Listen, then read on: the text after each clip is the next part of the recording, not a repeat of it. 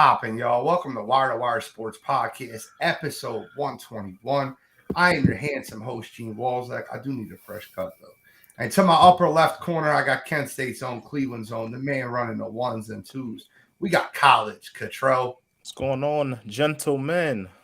Use that word lightly. Lightly. I'm sure you guys are ecstatic. Bro. How could we not be?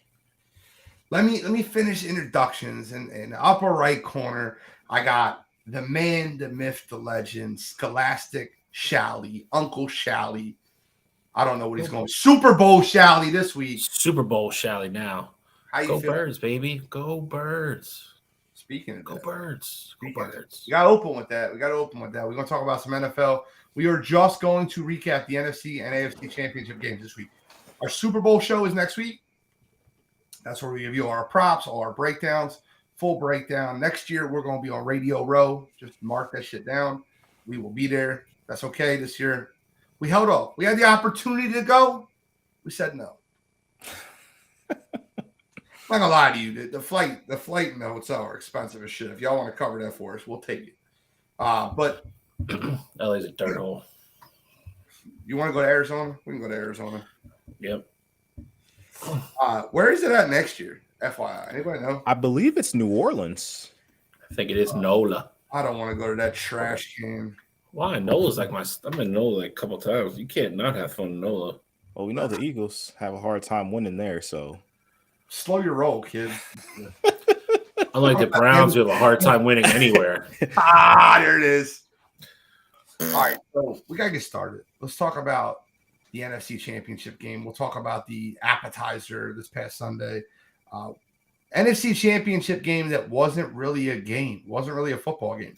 And I want to shut down a lot of the talk already. I'm tired of the people out there talking about the Eagles' road to the NFL, the Super Bowl. Before you get started, Cottrell's incorrect. 2024 is probably the best situation for this show to go to. 2024 Super Bowl is in Allegiant Stadium in Las Vegas, Nevada. Let's go. We'll be there. I'll go. I'm feeling lucky. We got Who Day. I respect that. Who Day. Listen, Who Day? Still in the chat as a Who Day. I respect it. Give the Bengals. Listen, they got a great fan base. I got no the Saints. We'll talk to you guys in a little bit. I see my going man down Anthony Vols is in the chat. Mr. Cowboys fan. Appreciate you checking in, my friend. But let's talk about the NFC Championship game, because the first thing I want to really bring up is I'm tired. And I said this last week. I said it on this show. I said it on Pregame and Pigskin. I said it on the Sunday Morning Drive. I said, what excuse will y'all come up with next week? And they said, no, the San Francisco 49ers are legit.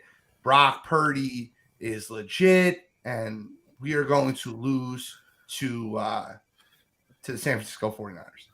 Well, nobody hates you, Anthony. Stop it. I got news for you. The Philadelphia Eagles ran through the San Francisco 49ers like a hot knife through butter. And I was told they were the tougher team. They were not the tougher team that day. I was told they were the harder hitting team. They were not the harder hitting team that day. I was told that they were going to bully us. Best defense in football. They were not the best defense in football that day.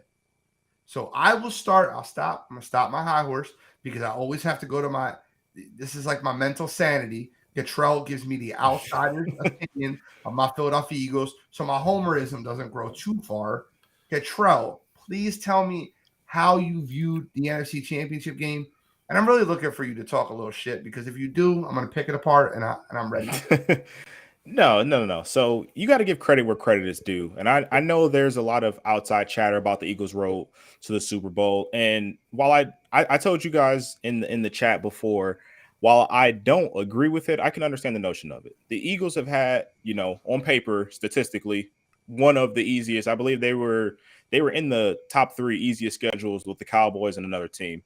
And obviously, they went through the regular season sweet as can be up until Jalen got hurt. You dropped a couple games. You go into the playoffs, Jalen's back, still not 100%, and you roll both playoff games and against the Giants and then against the 49ers. So, and I understand, the Giants, they backed into the playoffs, but you still steamroll them. The Giants, they look great against the Vikings and you steamrolled them. And, everyone was talking about Daniel Jones and his improvement, all of that. You steamrolled them. There is no, I can't knock you guys for steamrolling a team in the playoffs. And then the following week against the 49ers, you do hear all the noise about this is going to be that great matchup and their toughest test so far this season.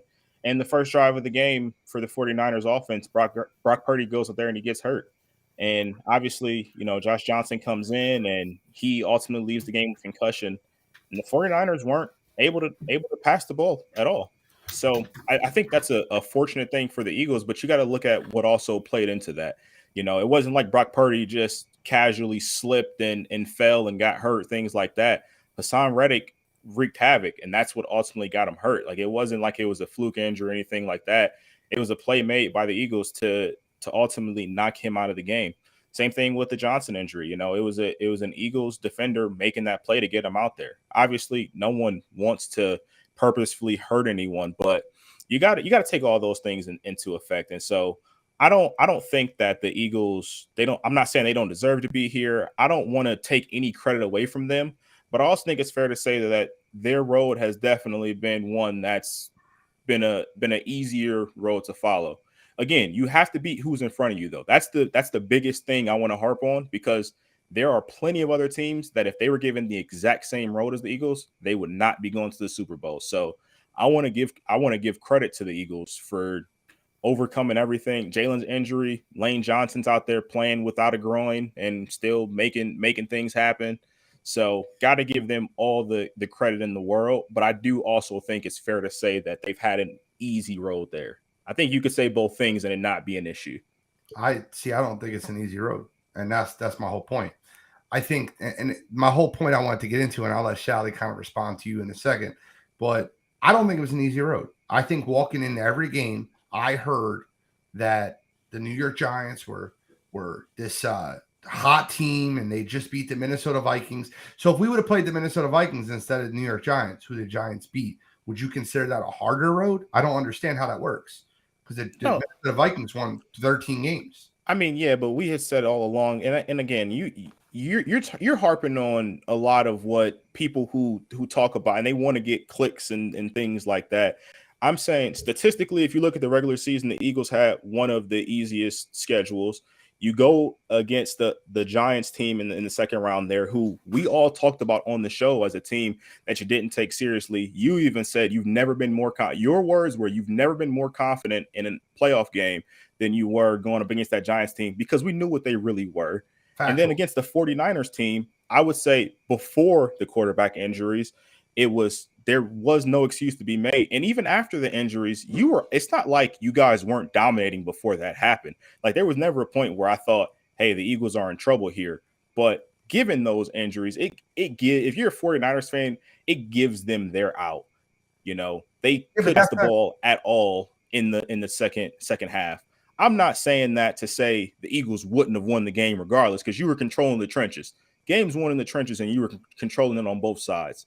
But when you don't have a quarterback that can pass the ball efficiently, I can't say that's the tough road second half of that game. So, Anthony, why are these quarterbacks? Anthony writes, the best three quarterbacks they played were Dak Rodgers, who I'm even questioning if he cares about football anymore, and Trevor Lawrence. But that was in a monsoon. So why are these quarterbacks good before they play us? Like, Brock Purdy was good before he played us, but he's not good after we knock him out of the ball game. Every team in the league had the opportunity to knock Brock Purdy out of a ball game, and they didn't do it. Kyle Shanahan is to fault. The San Francisco 49ers are to fault as to why Brock Purdy got knocked out of that football game. You can't have your backup tight end, your rookie tight end, blocking Hassan Reddick on the outside. Can't do that. That's on them. Going into that football game, they just beat the crap out of the Dallas Cowboys. They won their opening game versus Seattle by double digits. They were on a 10-game winning streak. They were the number one defense in the NFL. I heard all this stuff. Yet when the Eagles beat them, they're not really that good. When the Eagles beat the Giants, it was the Giants. You're going to have your hands full of Giants. They just beat the Vikings. This is a different team. Danny Dimes. He's a top 10 quarterback in the NFL. I heard that everywhere. Then when the Eagles beat him, he's not a top 10 quarterback in the NFL anymore. I think it's very simple. The Philadelphia Eagles defense and that front seven caused havoc in that backfield. And nobody wants to just admit that the Philadelphia Eagles caused them to look bad. The Philadelphia Eagles caused the Giants to look bad. I hear all the time when the Giants got in the playoffs. Can I ask you a question real quick? When the Giants won the Super Bowl 9-7 over the undefeated Patriots, do you remember that year? Does anybody remember that year? When they won the Super Bowl, if they would have lost in the divisional round to the Packers, when people have said the Packers had an easy road. Well, that was a Super Bowl winning team. They lost to a team that got hot. When the Steelers won the Super Bowl as the 6th seed, and they went through Peyton Manning, and they went through Tom Brady, and they won the Super Bowl with Santonio Holmes catching the back of the end zone. If they would have lost in the divisional round or conference championship game, you just beat a 9-7 team. These are playoff football teams. And the last point I want to make, Cottrell, you said the Eagles had the easiest strength of schedule. That's incorrect. Going into I said top three. I said top three. That's incorrect also. It's not. Well, Cottrell, please let me finish my point. I wouldn't come with this unprepared. Going into the season, they had the third easiest schedule. But What I do is I look at the strength of schedule after the season, and see how these teams finished, because that's the true testament of how their schedule is. The 49ers actually played against an easier schedule than the Philadelphia Eagles did. The Philadelphia Eagles finished 15th in the league in strength of schedule after the season played out.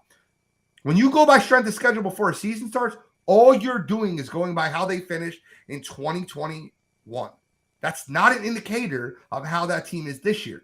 Want to hear a proof point of that? 4 teams every year miss the playoffs that make it the year prior. And 4 teams make the playoffs that miss it prior. It happens every year. So you can go by your 2021 strength of schedule. I'll tell you, the Philadelphia Eagles had the 15th best strength of schedule in the NFL. They played in the best division in the NFL. Statistically, this is not making stuff up. Wins and losses, they had the best division in the NFL. They ran through both playoff games with a plus 55 point differential. Oh, that's only second in NFL history. That's not crazy or anything. But yet we constantly get put in a position, and I'll break down the game further, but I want to give Shally a chance to respond. But we constantly get put in a position to where every time we blow a team's doors off, it's they weren't really that good.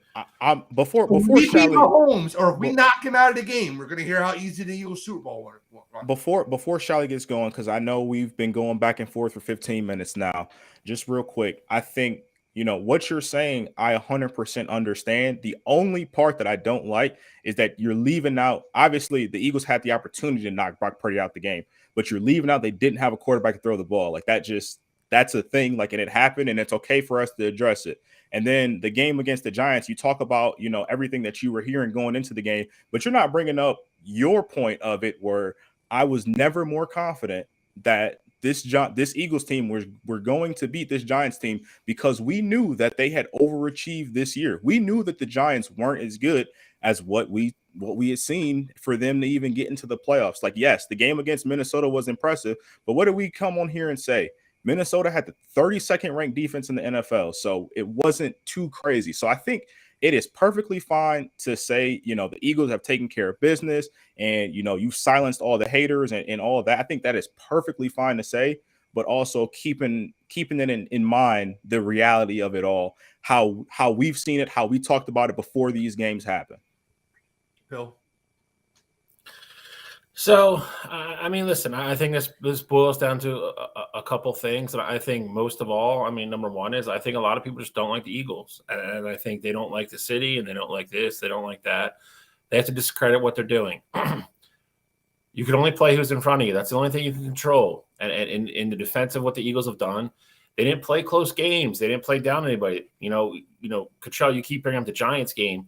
Me and Gene weren't that confident simply because we thought the Giants overachieved. We were that confident because the Eagles are a 3 times better football team than the Giants. It has nothing. It's not strictly, they beat Minnesota and we got the easier matchup. I think we would roll Minnesota if they came to town too. They're just playing better right now.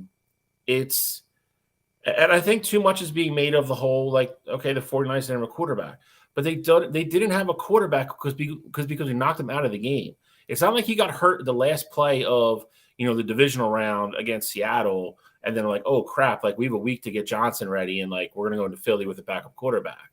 Like we knocked him out of the game. Like that's making your own fortune. That's not reacting to something. That's not something having something given to you. That's something they went out and earned. They got to him, and Reddick hurt him. Like that's just part of football. That's the way it goes. And I think you look at, for me, you look at other aspects of the game. I don't care about the Brock Purdy stuff. San Fran couldn't do anything really, when Brock Purdy was playing, and even after that, and you look at, all I heard about all week was, like to Gene's point, Bosa this, Bosa that, Bosa that. Bosa wasn't a factor in the entire game. Lane Johnson locked Bosa down the entire game. He did nothing. Got pancaked a couple times. Jason Kelce knocked him on his ass a couple times. Like the Eagles dominated other parts of that game where it wasn't just a Brock Purdy thing. If I'm being quite honestly, dude, if you tell me, you want to talk about the two teams of the Super Bowl who had the more fortunate road to the Super Bowl, it's not the Eagles, it's Kansas City Chiefs. You look at what had to happen in there for them to get the number 1 seed. And how things changed for them. If that whole thing with Hamlin doesn't happen, they're probably the 2 seed. They play Cincinnati at home, and they have to go to Buffalo. They don't get the Jacksonville game at home anymore. They have Cincinnati one round earlier. If anybody had a fortunate road so far, it's in my opinion, it's Kansas City. I'm just tired of, I just don't think people want to believe that the Eagles are that good, and I don't think people want to see Philadelphia win another Super Bowl. And I think a lot of it's hate, and I think it's a lot of jealous fans, and I think it's a lot of people that were wrong about certain players on our team, and it's here they are, they're 14-3, and and that's why one of the great things about the NFL is that every week matters, and that's why you play your ass off all regular season to get the number 1 seed. It's not so much a destiny thing or anything like that. Like you play and you earn what you get. And they played well all year, went 14-3, 13-1, when Jalen Hurts, was healthy, and they earned the number 1 seed. And that's why you do it. There's nothing wrong with getting into the playoffs and trying to make your life easier. Every team's got somebody who's hurt. You got guys that are banged up. Yeah, no shit. Like if we're the 1 seed, would I rather play the Giants in the second round, or would I rather play San Francisco?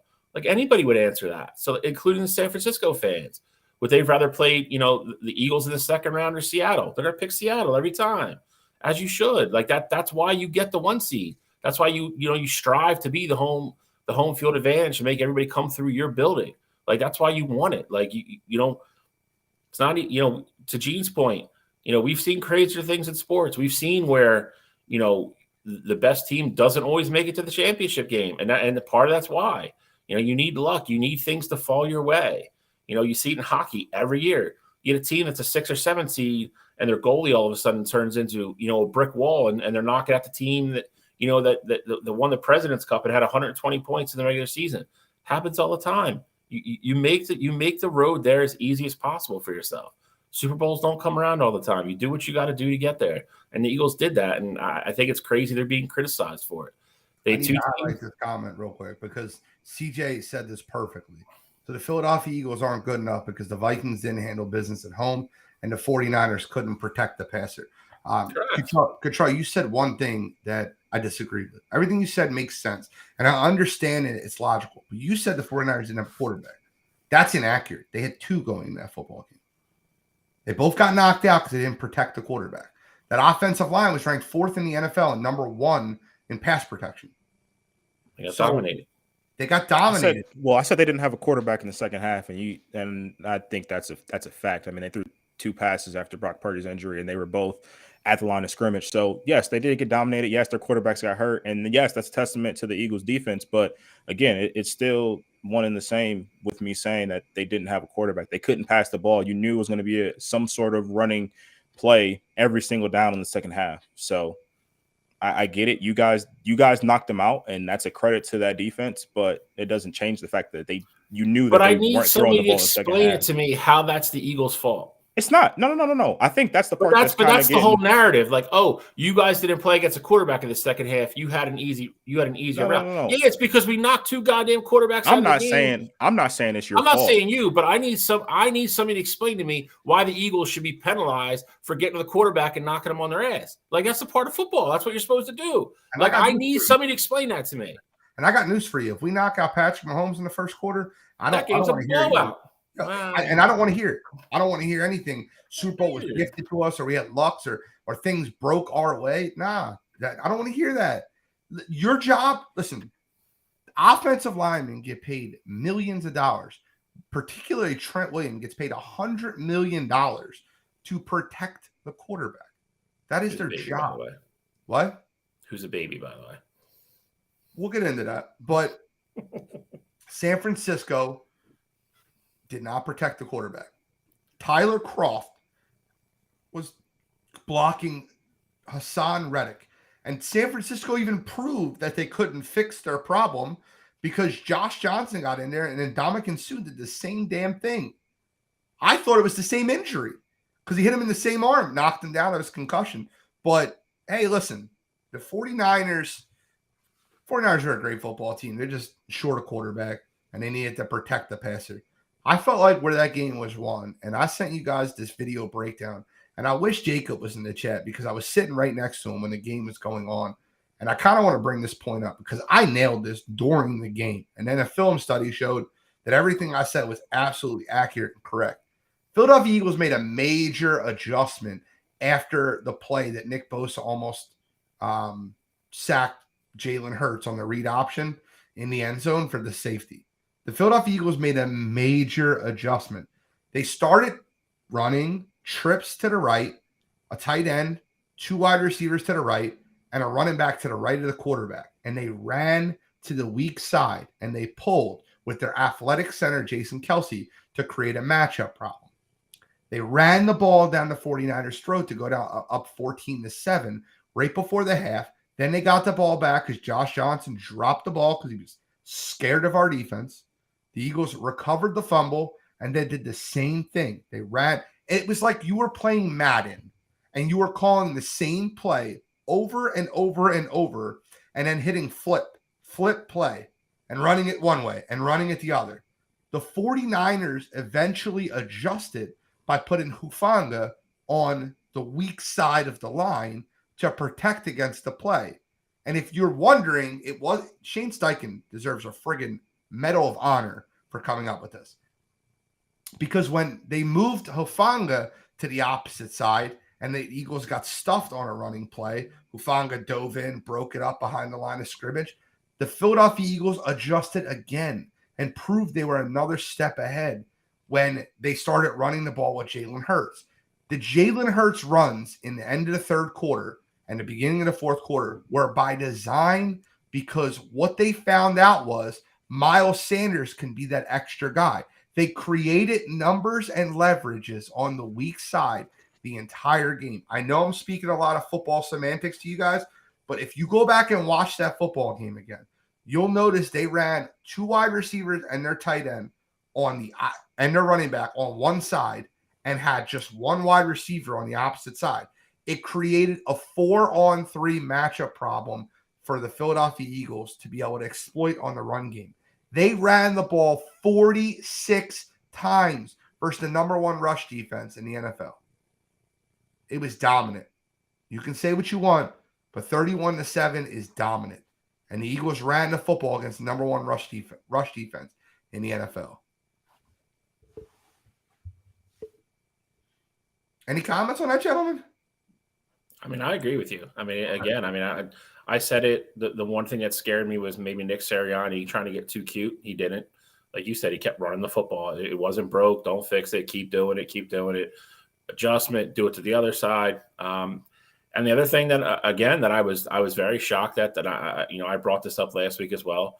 I thought San Fran would move Bosa around a little bit to get him if he wasn't having any success on that side with Lane. And they didn't. He played the majority of the game on the right side, and he did nothing. And towards the end of the game, honestly, they started messing with him. Jalen Hurts got him on 2 RPOs really bad. Started flopping around a little bit. he just looked defeated. Looked like he kind of gave up at the end. He had the cut on his leg. That was, a freaking thing the whole game. They went right at him, when they wanted to. And I thought that was also great play calling. They took their shots. Lane Johnson just deserves, an absolute standing ovation and a loud clap for the way he played on Sunday against him. For his, I don't know if anybody's familiar, but, a torn abductor muscle is not a painless injury. I'm sure they're giving him stuff to help manage the pain, but to have a muscle that is constantly stretching and hurting every time you're doing any kind of physical movement, especially a football, any kind of football movement, is incredible. And he absolutely dominated who's going to probably most likely be the defensive player of the year. And that was one of the things that I was a little bit worried about. And that was another matchup that the Eagles just absolutely hands down won. And it was a factor in the game. Yeah, it's very rare that you watch a 49ers game and say that Bosa wasn't a factor in the game some way, somehow. And he wasn't Sunday at all. The Bosa brothers had a bad weekend. I'll get into the other one later, but Nick Bosa had an interview when he was asked about Jordan Mailata. He was lined up against Jordan Mailata a few times. It was asked about Jordan Mailata and his special talent playing rugby and how that would that be a challenge for him. He goes, he's not special. He's just huge. Well, when there was that video is now went viral where Jordan Mailata pancakes Nick Bosa and puts him on his ass. And Jordan Mailata's fiance has been retweeted when I checked earlier 76,000 times when she said, oh, that's just my huge fiance. That's not that special. Pancake and Nick Bosa. So it wasn't really a good weekend to be a Bosa. Cottrell, any final comments on Eagles 49ers? No, I mean, you guys, especially the trenches, the run game, the Eagles definitely controlled it, offensively, defensively. We saw both quarterbacks get injured because of the D-line, and then on offense, obviously they were running the ball at will on that 49ers defense. I will say I think it's a combination of a lot of things, though. I think it's the Eagles were better prepared. The Eagles were obviously more physical, and when you get punched in the mouth like that and you're literally just getting driven into the dirt, and then your offense can't move the ball, and so it's like, all right, well, we're throwing you back out there, and you get put back in the dirt again. What Bill said about Nick Bosa, I mean, I think it's actually accurate. I think at a point in that late third quarter, fourth quarter, there were people on that 49ers defensive line that just lost their will. Like they were like, this isn't happening today. We can't score. We're getting dominated. And they're just better than us. Every time that we make a play, they scheme up something else, and they're just better than us. So I 100% agree with that point of what Bill said. Just that point. I know we pissed me off a little bit. I get it, bro. We're Eagles fans. No, not at all. I mean, like I said, credit everywhere to what the Eagles are doing. I just think that you guys have a couple blinders up on what happened there. That's all. I think we'll talk about our blinders when it comes. Wait till next week. Till next week. Because I promise you, I already know where I'm going. You guys obviously know where I'm going. There's no surprise, and we'll get into that breakdown fully next week. But I will say one more comment about the Eagles 49ers because it leads right into Chiefs Bengals, and we'll go right into it. Darius Slay mentioned in his press conference that a comment that George Kittle made earlier in the week fired their defense up, where they asked George Kittle about the Philadelphia Eagles defense and what challenges they might bring. And Kittle said, well, they look really good on paper. And Slay took that comment personally, talking about, oh, on paper? Okay, we'll show you how good we are. Speaking of comments that were made during the week that fired teams up for championship weekend, man, Cincinnati Bengals have a lot of egg on their face. Am I lying when I say that? No, I mean Burrowhead didn't play out. Burrowhead didn't play out too well. Yeah, Burrowhead is still ringing through the streets by Arrowhead. So No, you're absolutely not wrong when you say that. The mayor making a comment about Patrick Mahomes needs to get tested because Joe Burrow might be his father. There's a lot of comments that were made during that week, and that Kansas City Chiefs team let you know in every single interview after that game that they heard them. Yeah, there was. I think there's always a level or a line per se of where you can go and where you shouldn't cross. And I think the Bengals obviously know where that line is now. I'll put it that way. So let's break down this game because I watched Patrick Mahomes hobble out on one foot and throw to Travis Kelce and a bunch of truck drivers for the majority of that football game. It was at the end. Kadarius Toney got hurt. Juju Smith-Schuster got hurt. Nicole Hardman got hurt. They finished that game with Marquez Valdez-Scantling, Travis Kelce, and two guys you've never heard of before. Sky Moore. Don't disrespect Sky Moore. Sky Moore really didn't play much. Look, at the end of the day, I think Joe Burrow played a good game, not a great game, not a game that he would be proud of himself. I think that he made a lot of big throws and a lot of big spots. The interception that was thrown into double coverage was a bit unfortunate because T. Higgins had his hands on those balls on the ball, and it got tipped up and then it got intercepted. So I think Burrow played decent, a B- game, the way I would see it. But I think that the Kansas City Chiefs defense, when they sacked him 4 times in the first quarter, you knew Chris Jones looked unblockable. Now, absolutely, here we go, another defensive lineman that looks unblockable. But we'll, once again, we're not going to get into that until next week. What were your thoughts on the Cincinnati Bengals Kansas City Chiefs game? Cottrell, we'll start with you. So I'm glad you actually brought up the whole Chris Jones things, because at the beginning of the game, they were really moving him all over. Obviously, he's primarily an interior guy, but in situations where they knew they need to get after the quarterback, they moved him to the end and they let him pin his ears back and get after Joe Burrow. And obviously, we know what that Bengals offense can look like, and we know what they can be, when Joe Burrow and Jamar Chase have that connection. Obviously, Tyler Boyd got hurt early in that game. I'm sure that was a blow for their offense. But for the most part, that Kansas City Chiefs team, they did a good job at holding those Bengals weapons in check. They lost L'Jarius Sneed early in the game to what looked like it was a concussion, and their young guys really stepped up. There was a point where the Bengals went for it on 4th and 6, and for lack of better terms, Joe Burrow really threw up a prayer to Jamar Chase, and Jamar Chase just came down with it. Obviously, it's one of those situations where you think my guy's better than your guy, but in reality, most normal receivers don't make that play, and that's probably not something that they drew up, for a 4th and 6. It wasn't like it was 4th and 15 or anything like that.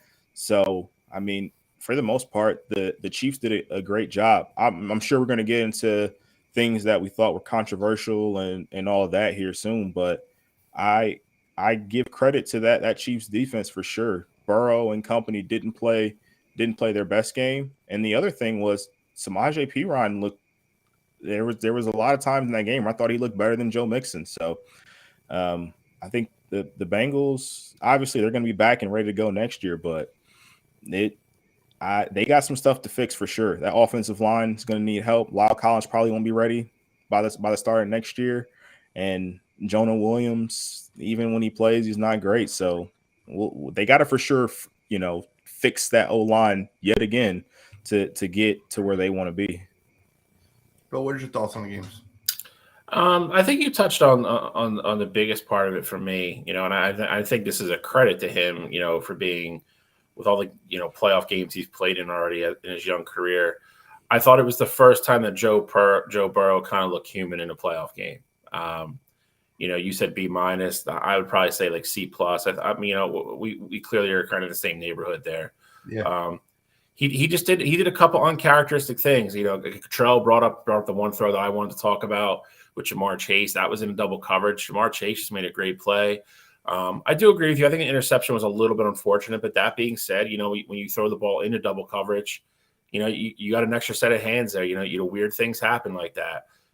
Most of the time, does the ball find the grass and it's incomplete? Yeah, I'll give you that. But sometimes those kind of things happen.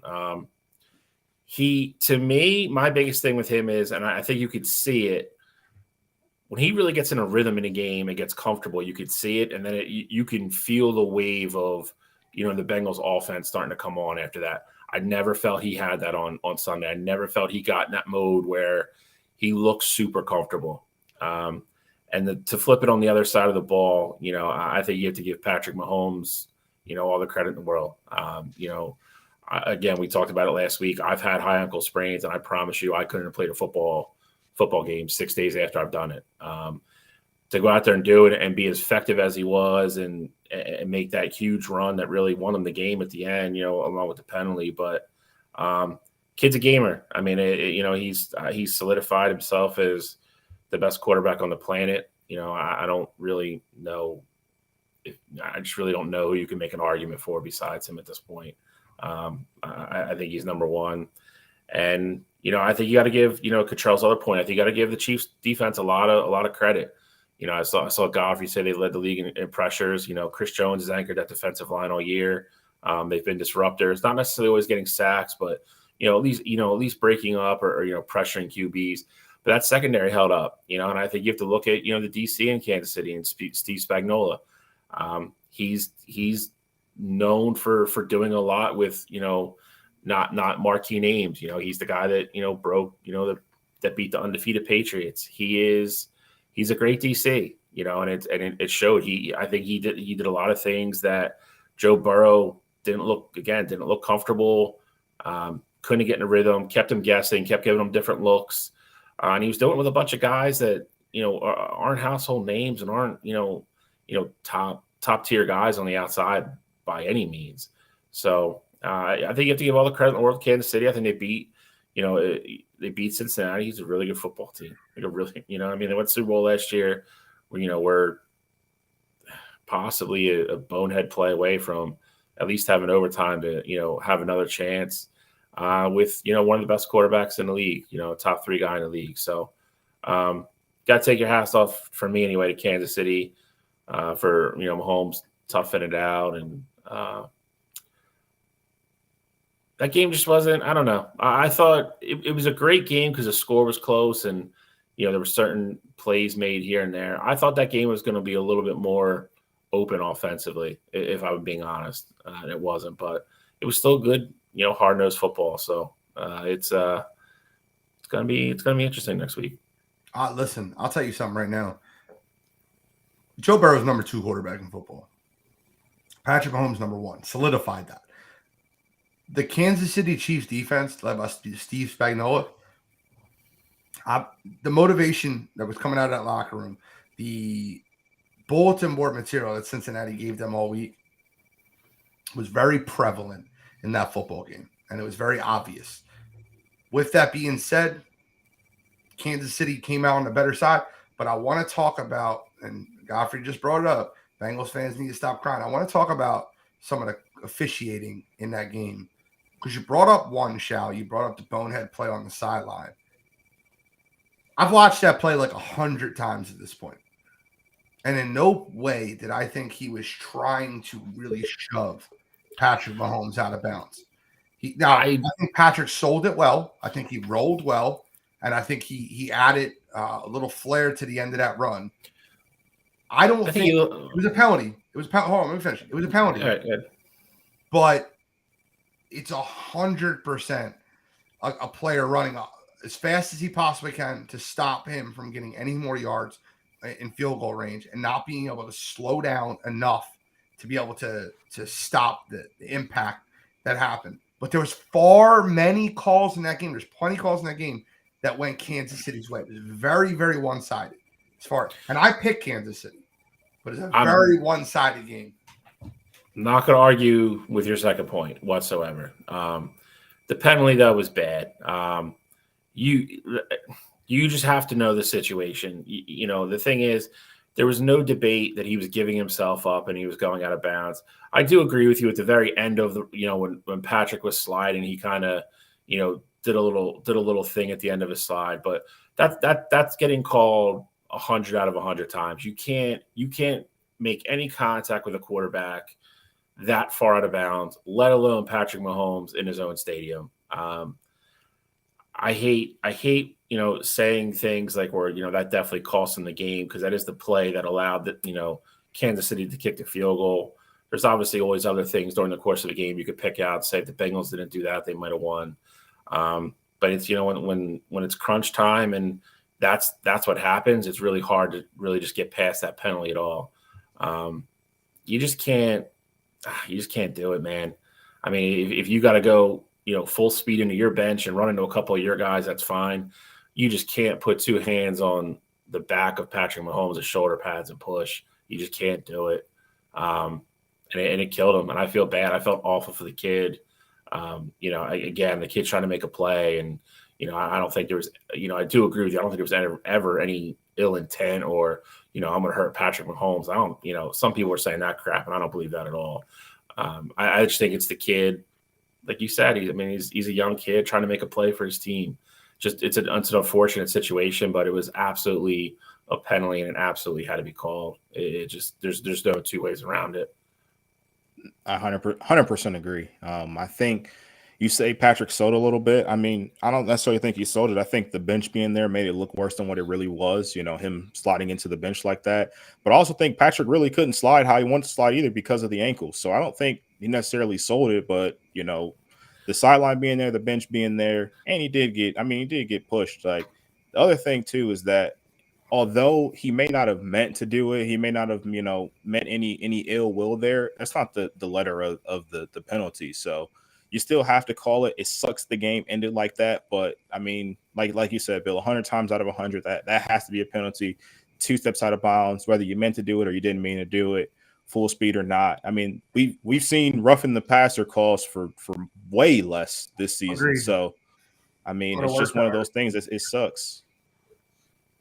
Yeah, I mean, there's again, I mean, intent doesn't play into the rule at all. And again, I don't think anybody thought he was trying to hurt him or anything like that. I just think ending a game on that is sucks, and I really felt like that. But here, I'll play devil's advocate. If you don't call it, you're going to overtime. If you don't call that and you go to overtime, it's going to get chippy. But if you don't call that and go to overtime, and the Bengals win that game, you have the biggest mess on your hands ever. Like it was that blatant. It wasn't like he had like 1 foot in bounds, 1 out. I mean, he was coming down on the second stride in the white. Like it just can't. There's just no way on earth you couldn't call it. It was that cut and dry. It really was. Okay. Control, you want to talk about the other calls on the game that you wanted to get into earlier? I mean, a lot of it, because I'm using a lot of calls later on, but in this particular game, you had, I mean, there was plenty of instances where you had some questionable stuff. So obviously the big one is the third down. I think it was 3rd and 9. Kansas City ran a play, got stopped early, and they got stopped before the first down marker. The ref said the play didn't count at all because of issues with the clock or something along those lines. And then Kansas City runs another play, a penalty happens, they get the first down. Now, ultimately, that didn't matter because the Chiefs didn't end up doing anything with that. But it's just one of those things that's like, hey, how can this happen? No one knows that it happened. I will say CBS did do a good job afterwards showing that the one ref, the back judge, he tried. He did try, and I give him his credit. But other refs have to step in and make sure that a play doesn't actually get ran there. Because God forbid if, one of the Bengals defenders got hurt, or if Patrick Mahomes got rolled up on a play that shouldn't have happened to begin with. Like, it's just, you can't just preach player safety, and you got plays going on that ultimately wouldn't have even been there, on the stat sheet at the end of the game. So I had a big issue with that, but I am glad that CBS showed the alternate angle of the back judge actually trying to stop it. But if I'm a Cincinnati fan, though, that definitely is one that rubs me the wrong way, because we had you stop and then you get a penalty the following play to keep the drive moving. Which was a penalty, 100%. It was. No, absolutely Apple, it was. Eli Apple grabbed that Marquez Valdez-Scantling. Ridiculous 100%. hold. It didn't end up affecting the football game, though, that play. I felt like there was a lot of calls that were a little one-sided in that football game. Forget that one. I just felt like there was multiple calls where Cincinnati was getting the short end of the stick. I mean, you look at the roughing, the unnecessary roughness penalty, before you left the pocket, everybody's looking at that play with the horrible hold that the ref was looking right at and didn't call. That easily could have been called. That would negate it, the 15-yard penalty. See, I disagree with that. I didn't think that was a holding call. I would tell you, most time you wrap your left arm around a defensive lineman's neck, that's going to get called. But it wasn't around his neck, though. And Joe Thomas and Joe Staley, they both had, I think they had great points of it, especially coming from those guys who were premier at that position. When yes, like he may have technically been grabbing onto him, but when the offensive linemen have that inside leverage on them, that never gets called. And so they have talked about that. And so I actually agree with Joe, both Joes in that situation. I think the other penalty that was the one that also rubbed me the wrong way is if I'm the Bengals, you had Joe Burrow get the intentional grounding call, which, I mean, I will say, looking back on it, it did like intentional grounding. Samaje Perine was running up the field for a streak, and I don't think that ball got close to him and didn't pass the line of scrimmage. But what my gripe would be, there was a very similar situation with Patrick Mahomes where he was throwing the ball to Travis Kelce. Ball didn't get to the line of scrimmage, and he was escaping a sack, and it didn't get caught there. And so I do think that there was things that happened in this game that were one-sided because it wasn't going both ways. Now, granted, with the Bengals, I think a lot of those were actually penalties, but it wasn't getting called the same way for the Chiefs on the opposite end. So I would have gripes with that if I was a Bengals fan. With that being said, though, I think that you don't leave it in the judge's hands, and the Bengals did that. The Kansas City Chiefs were missing 3 wide receivers in that football game, and when you're missing 3 wide receivers, you can't leave it in the judge's hands. You can't leave it to the right leg of Harrison Buckner. You just can't do it. So the Kansas City Chiefs prevailed. Any final comments on Chiefs Bengals? We'll talk about the Super Bowl a lot next week. So, I mean, it's funny we ended on this stuff, but it was funny. The NFL Network, I saw it on Twitter today. I guess they caught Zach Taylor on the sideline saying one of his coaches said something to him, and he looked right at him. He goes, "This game's rigged." And I thought that was wild. I think he was so frustrated at that point with the officiating throughout the course of the game and everything else. To him, literally just out loud say it, like caught it on microphone and everything, to be like, this game is rigged. Like that was a frustrated, defeated coach. That was interesting to me. I'm not saying I don't agree with him or disagree with him. You guys know my points on the NFL sometimes determining the outcome of the game. Yeah. Listen, I said this last week on a couple shows. The best Super Bowl for anyone to watch was out of the 4 teams remaining was Kansas City versus Philadelphia. The storylines write themselves. MVP 1 versus MVP 2. Andy Reid versus his old team. Travis versus Jason. The storylines write themselves for the Super Bowl. I don't know. I'm excited to talk about this next week, but we got a couple more topics NFL to move on to, and let's get into them. NFL coaching hires.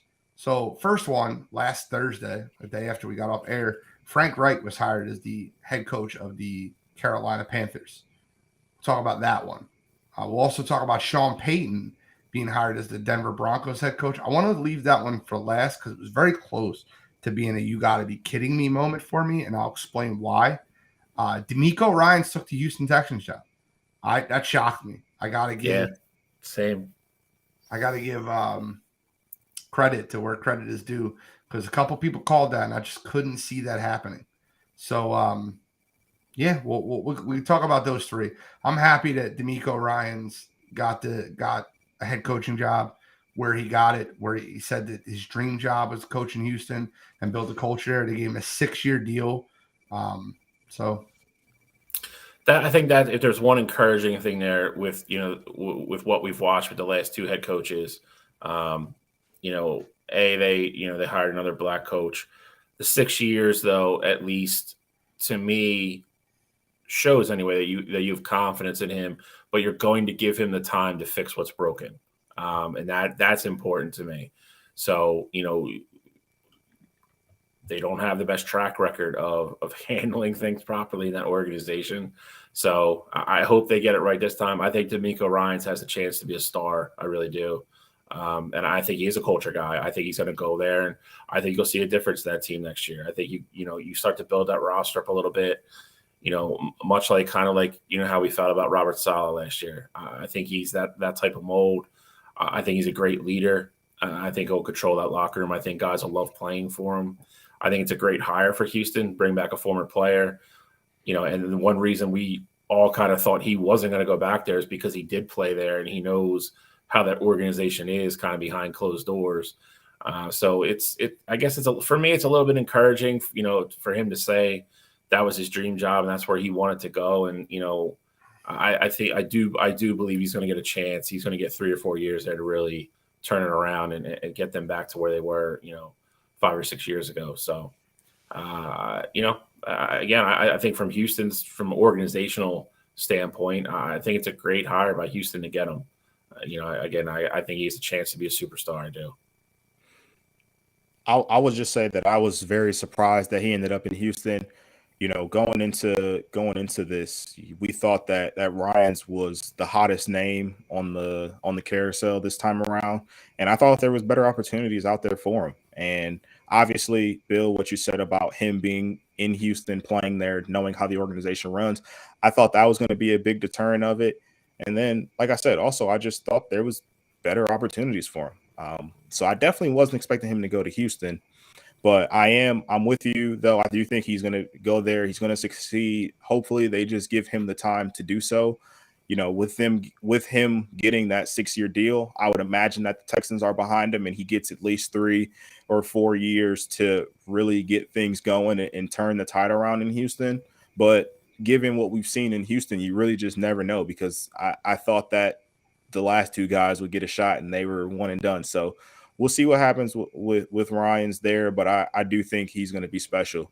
The one I wanted to get into was the Panthers hiring Frank Reich. I think it's a great hire for them. I think Frank Reich's going to go there, and he's going to change the way that Panthers team looks. Obviously, we saw how special they looked towards the end of this season after they fired their coach, and they almost went on and won the NFC South. But it absolutely sucks for Wilkes.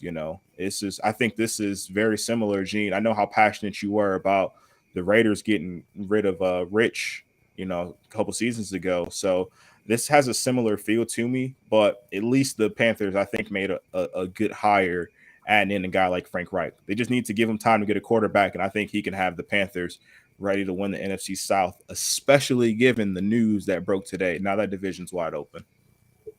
Well, I think that the news, we'll get into the news that broke today, but I think the Frank Reich hire is a great hire in Carolina. I was arguing with somebody about this when it happened, and I think that the Frank hire is – I feel like that his situation that he was in Indianapolis, he never had a quarterback for multiple years. He just didn't. He had Andrew Luck his first year. Andrew Luck retired. Then he had Jacoby Brissett, then Phillip Rivers, then Carson Wentz, then Matt Ryan. Look, that's not any stability at the quarterback position. Carolina Panthers need to go out and get a quarterback. If they try to make it work with Sam Darnold, it's not going to work for him in Carolina either. They have to go out there and get a quarterback this offseason and be able to build the right way in Carolina. Now, I kind of want to add on to that was, Frank Reich's first thing he did, he went out and got Deuce Staley. And Deuce Staley is now on the Carolina staff. Pulled him away from Detroit, and I think that's a great hire. Deuce Staley is a great locker room guy. We know that from Philadelphia. We've seen that in Detroit. We've seen that on Hard Knocks.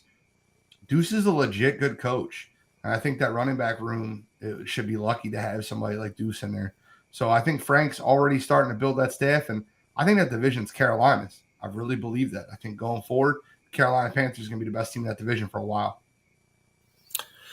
Yeah, I mean, I agree with both of what both of you said. I think Frank Reich's a great hire. I think that the situation's a little bit different. That Cottrell brought up with the Las Vegas situation. I think Frank Reich is a more established and proven that he's a better coach than firing Rich and bringing in Josh McDaniels. And again, we saw it again this year, an absolute dumpster fire. I don't think you're going to get that with Frank Reich. I do feel bad for Steve Wilkes, though, because I think guys like that sometimes, regardless of anything else, they only get a shot with a team like that they work with for a long time. And they have so much respect from the players that have been with them for so long, and they play their asses off for them. And it's really hard for them to do anything other than what he did. Like you said, midway through the year, where Carolina's like, Carolina's going to win 3 games. And then, fast forward 6 weeks, and it was, you're going to the final 2 weeks of the season. All of a sudden, Carolina's got a chance to win the division. And that's such a testament to Steve Wilkes and how hard the guys in that locker room played for him. So again, it's, obviously me and Gene have, kind of ties to Frank Reich. Obviously, he kind of cut his teeth here and made his name here. It's a good hire for Carolina. It is. I'm not going to say they hired a bad coach or they made the wrong decision. It's just one of those situations where you have one spot for 2 great guys. And again, I believe Steve Wilkes is a great guy. And, you read some of the things that the players, released as soon as the news broke that they hired Reich. And a lot of them were hurt and a lot of them were disappointed. Like, I think they really thought they were going to play for Steve Wilkes next year. Again, it's a situation where, as a league-wide, type of thing, like that guy's now proven on the big stage that he can do it. You can't tell me that he doesn't deserve a shot somewhere else with another organization. So, it's one of those things I hope down the road somebody gives him a real look and gives him a chance to lead a football team. I mean, there's enough bad coaches in the league right now that don't need jobs anymore. But to Gene, I agree. I think the biggest thing is he's got to get a quarterback. I would think they're going to try to draft one this year. They're going to draft a guy that Frank Reich thinks he can build that offense around. Yep. Defense is already there, good, young. They're pretty decent on both lines. It's a Frank Reich kind of team, and I think you have to give Carolina credit for hiring a guy that is going to succeed and do well with the pieces they already have in place, as long as you get them a quarterback. So. I agree. I mean, I'd be curious to see how Carolina does next year. I won't be surprised at all, if they win that division. I think you'll be interested to know that the best roster in that division would be Carolina, because I think Matt Rule was just terrible. I think Steve Wilkes showed you how talented that roster is the last few weeks of the season. Now, let me talk about Steve Wilkes for a second, because I want to give him his credit. Look, he was terrible in Arizona. I don't want it to get confused with anything. Go read the reports. He was very instrumental in the Arizona Cardinals drafting Josh Rosen. He wanted Josh Rosen in Arizona. Josh Rosen was a huge bust. They had an awful season. I think they went 1-15 the year that they drafted Kyler Murray.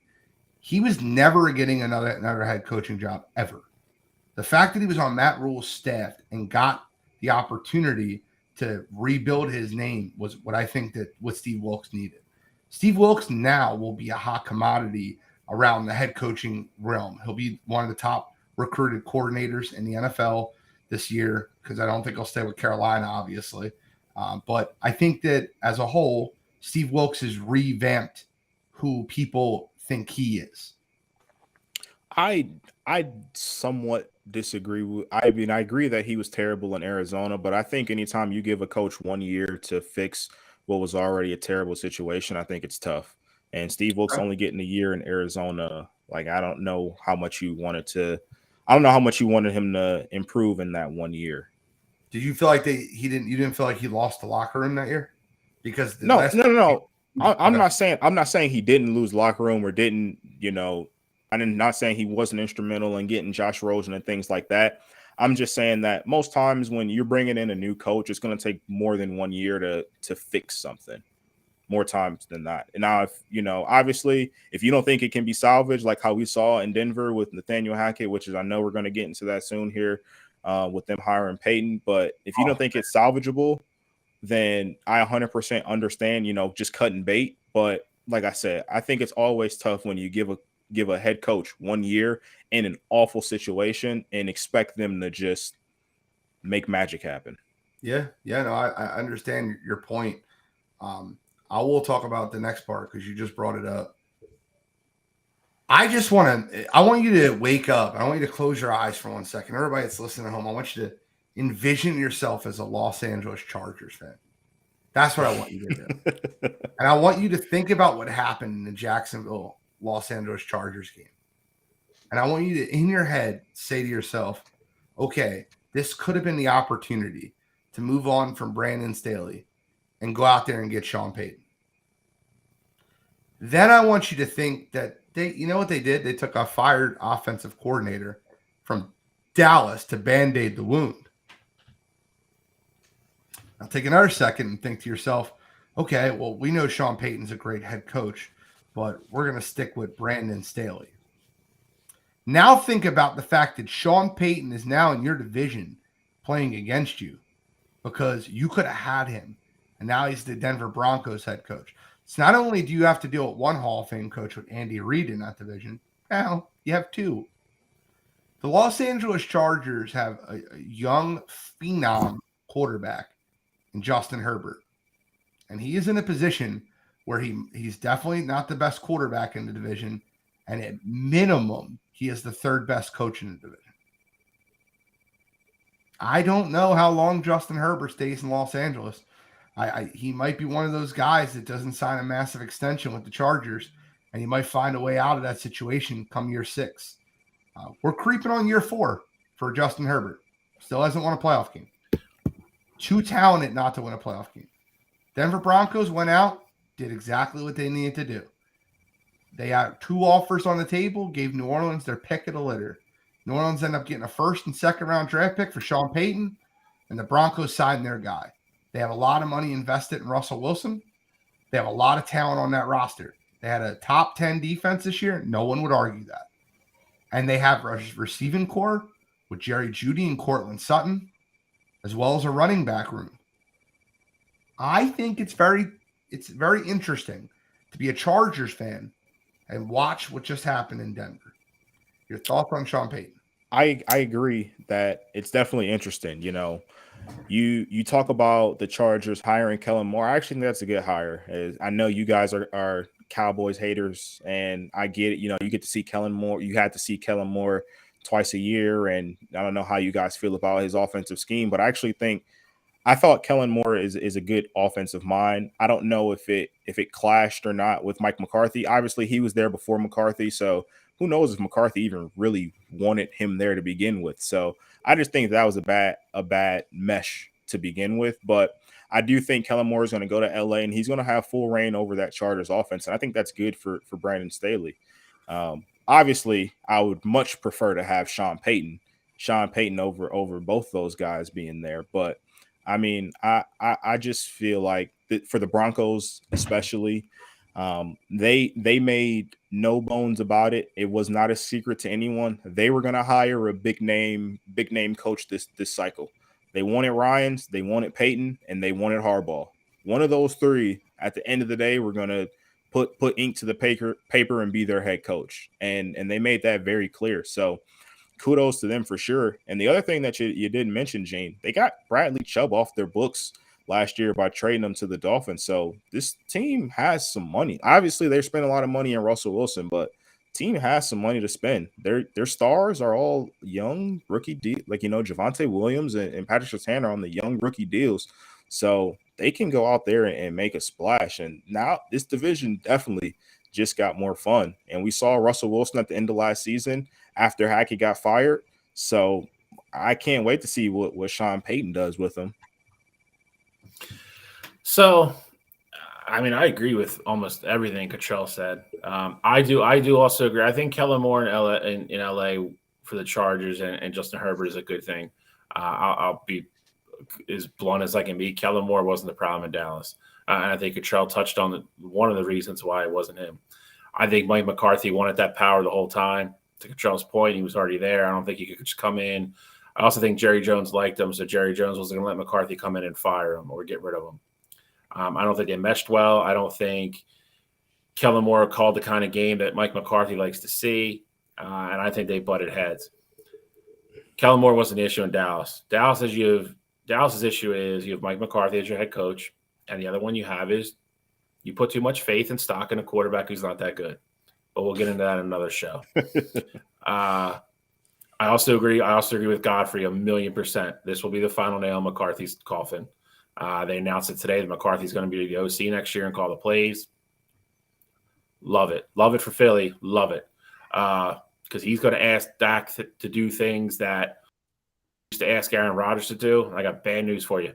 Dak can't do them. So good luck with that. Secondly, to Gene's point, I'm going to tell you how much the Chargers fans are going to hate it. They're going to hate it because they're going to stare up at Denver in the standings all year next year. I said Sean Payton was going to go to Denver. I thought it was the most attractive job because of the talent that was already on that roster that you could walk into. Gene already nailed it head. They're a top 7 or 8 defensive team already, and that was even with as much as they were on the field last year because the football team went 3 and out, the offense went 3 and out, 5 to 6 times a game. I know Russell Wilson is not what he used to be, but he's also not what he was the first 14 weeks of this season either. I think Sean Payton's going to go in there. I think he's going to straighten him out. I expect Russell Wilson to look more like he did at the end of the season last year than he did at the beginning. I think Russell Wilson has a good bounce back year next year. I think that offense is going to be dangerous. They have a good offensive line. To Gene's point, they have a loaded wide receiver room. Cortland Sutton, KJ Hamler, Jerry Jeudy, and they have a running back room.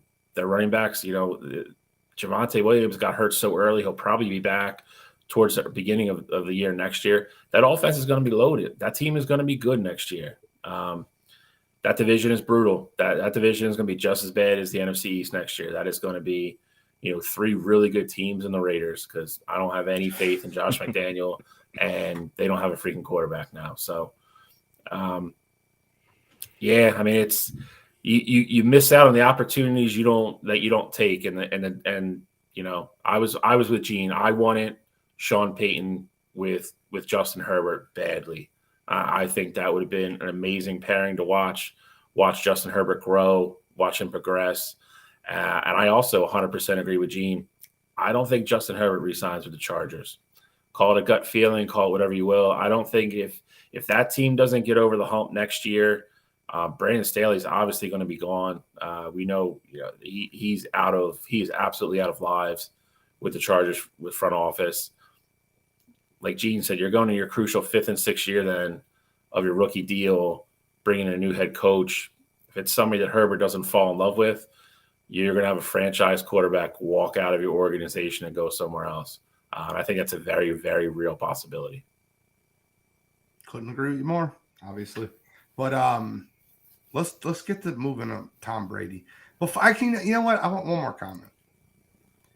The Arizona Cardinals, once again, are screwing the pooch. You know what's funny? I completely forgot about them. Literally, completely forgot about them. Screwing the pooch. D'Amico Ryans was the favorite to be their head coach, betting favorite. He is now with the Houston Texans. Sean Payton, those are the top 2 names. The only big name left is Shane Steichen. I really believe that. The only real big name left for Arizona to go out there and get is Shane Steichen.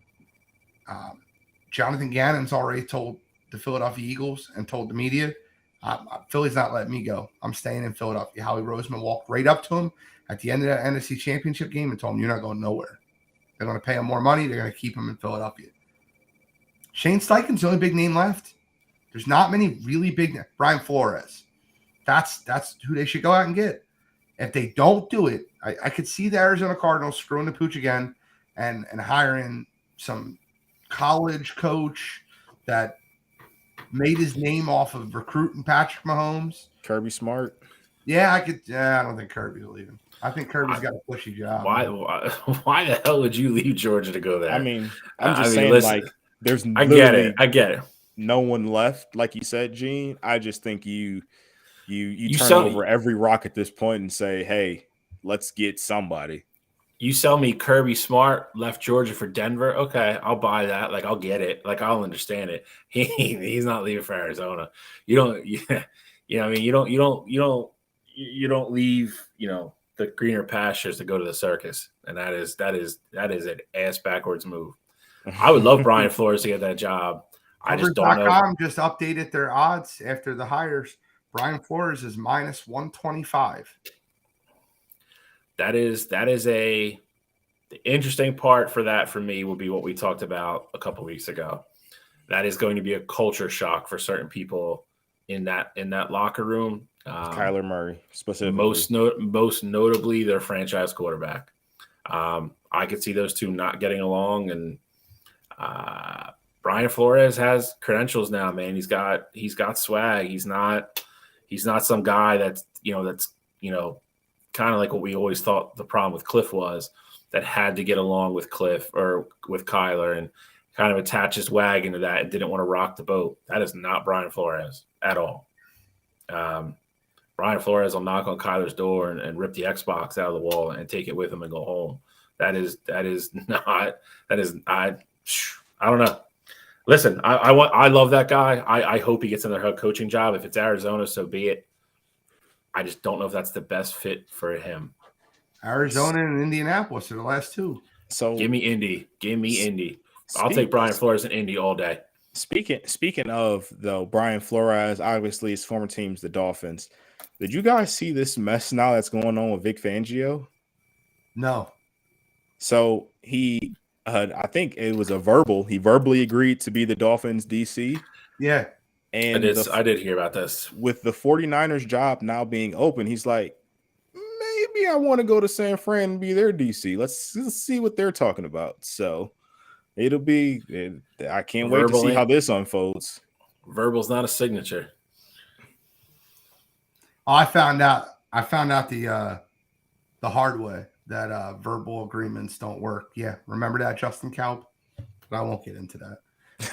Hope you're listening. Verbal agreements don't really go very far, especially with friends. But whatever. Wow, I feel like there's a story here. It's not to get off on air, but when you agree to a certain thing for a certain price, and then you pull out because you find out you can get more money. It's just we'll find out. But at the end of the day, let's move on. You get put on blast. Some mid-show heat from Gene. It's frustrating. The GOAT retired. The GOAT retired this morning. Normally this stuff happens on Thursday morning, right? Normally this stuff happens on Thursday morning. We don't get a chance to talk about it much. But the greatest of all time, the greatest quarterback ever to play the game. And now that he's retired, I can actually not hate him. I hate him when he plays, man. Can't stay. But this deja vu. Like I feel like we had this conversation like not that long ago. He's done. He's done. No, I mean, yeah. The way he came with that video, and he's him saying, I gave you all the sob story last year, and I'm just keeping it short and sweet. I'm done. And I mean it this time. Like I do 100% genuinely believe him. We saw the video come out on Twitter. I don't know if you guys saw it or not, but he was in Miami looking at schools for his kids. If I was a betting man, I'd say he moves down there and he's just trying to be with his kids and just be a dad and do all that fun stuff with them. I mean, that's just what it seems like at this point. Obviously, the Bucks are in so much turmoil, and I know he would have been a free agent, but I really think this final season, him going through the divorce, all that, what all went on in the Buccaneers locker room, I genuinely feel like he just doesn't want to play football anymore. Like I think he still wants to win football games, but I don't think he wants to go through all of what entails being an NFL quarterback. He's definitely one of those guys that was Cottrell just kind of touched on it. He was part of the process guy. Like he was always, there for training camp, minus this year, obviously with the stuff he had going on. But, he's not a guy, we saw Brett Favre do it a couple years. Like he'd be like, I think I'm done. Cause he just didn't want to go through training camp and didn't want to go through all that crap. And then he'd be like, no, I'm going to play. Tom Brady enjoyed all of that. And I think it got to the point where, like Cottrell said, I don't think for once in his life, he was looking forward to doing it again this year. And I think he took some stock in his life. And, at some point you have to look back at what last season cost him. And that was a significant thing. So to lose your marriage of somebody you were with through a lot of really good times and gave you kids, and that's not something to go through, easy to go through for anybody, let alone somebody as popular as Tom Brady, and, try to go out and concentrate and play football games. I think the mental wear and tear this year, I think, took a toll on him. And I also think at some point, man, I mean, he'll probably touch on all this, down the road in a couple weeks, but I think you start to see certain things with the body this year too. And again, we've said it before on the show for other things. Father Time is undefeated. You can be the GOAT. You can be a practice squad guy your whole life, however it is. Father Time doesn't lose. And I think you start to see a little bit of the physical things start to get at Tom Brady this year. And I think he knows well enough to know that, he didn't want to go out there ever and make an ass out of himself either, or disrespect the game. Because, I mean, if we're being 100% honest, there's a lot of teams, and Gene was adamant about this, with San Fran. Tom Brady picks up the phone and calls a whole bunch of teams next year, says he wants to play football. There's a whole bunch of teams that are probably bringing in Tom Brady. And I don't think he wanted to do that. I don't think he wanted to go through that. And I don't think he wanted to, risk embarrassing himself or, like I said, disrespecting the game. He does value the game and respects it. So I also do. I think he's done. I think this is it. And, he came back and played his season and had his shot. And I think he's going to go make a ton of money doing broadcast every weekend. And I think he's going to spend a lot of time with his kids and get them ready for high school and college football. Yeah, he signed a huge deal with Fox. Yeah. But wanted to ask you guys your favorite Tom Brady memory in his entire career. And Bill, you can't pick one from Michigan. Yeah, really. Honestly, he doesn't have too many good ones from Michigan, to be completely honest with you, dude. Yeah, because they kept making him a backup. Yeah, Drew Henson, that's scumbag. I'm going to give you two, and it's kind of bookends his career for me, if I'm being honest. Obviously, I followed him and was a fan of him. I was happy that he got drafted. Not going to sit here and say that I thought Tom Brady was ever going to be a great NFL quarterback, because I didn't think he was. I thought he got a raw deal at Michigan with the Drew Henson thing and his father, and Lloyd Carr didn't handle it correctly. But that being said, I was happy that he got drafted. So for me, two moments for me would be obviously him winning that first Super Bowl, to see that journey and kind of see, to go from the unheralded guy to come out of Michigan and get drafted and then kind of be thrust into the spotlight when Bledsoe got hurt and take that team all the way to the Super Bowl and win. I think that's really incredible. I mean, I think that's a Disney like style, storyline. It really is. The second one for me, though, I think it would bookend it for me. I think for him to come down to Tampa Bay and win that Super Bowl with them, get away from Bill, kind of put something out there on his own. And, there was always the argument, was it Bill? Bill made Tom better, or Tom made Bill better? Who was really the architect and the genius behind it all?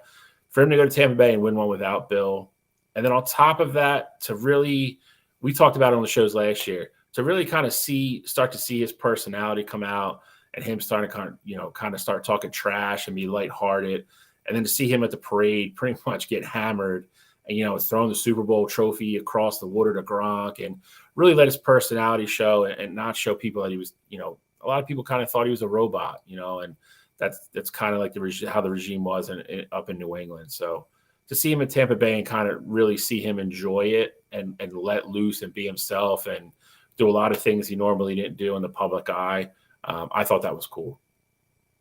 Control, do you have one?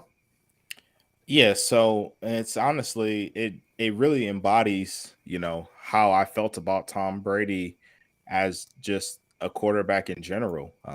I would say the entire 2007 season, him going off and, being on this undefeated journey and, getting Randy Moss and, just being this like unstoppable team. It seemed like, I saw Randy go out there and catch 20 touchdown passes from Tom, and they seemed like they were like one of the best duos ever. It was cool to watch. I'm always a fan of watching history. Like if I get a chance to watch history, as much as I don't like the team, I want to still see it.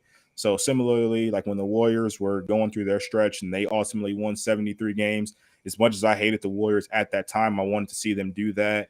And the same thing with the Patriots. I didn't want to see them win. So it was nice because they didn't win a championship that year and they couldn't cap it off. But just seeing them go through that process of being ultimately perfect the entire season, and just seeing the chemistry that he had with Randy Moss, my favorite receiver of all time, was just fun to watch.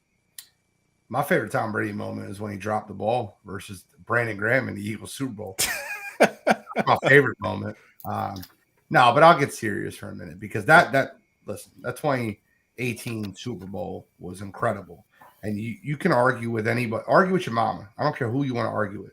That Super Bowl was a million times better than the Falcons Super Bowl, where it constantly gets rated over the 2018 Super Bowl. That Super Bowl versus the Eagles was back and forth the entire game. It was a great football game. Super Bowl versus the Falcons was boring as hell. However, now that I've gotten over the fact that I lost $500 that night, my favorite Tom Brady moments, looking back, is him coming back from 28-3. I went back and counted just because I'm sicko. They had, how many plays do you think they had that they have to get it or they're going to lose the football game versus Atlanta? Like they have to get like fourth downs, big plays, 2-point conversions, whatever. How many plays do you think in that football game, third down stops, whatever, do you think they had to have? And if they didn't get this one singular play, that the game was over? I'd say 6 or 7.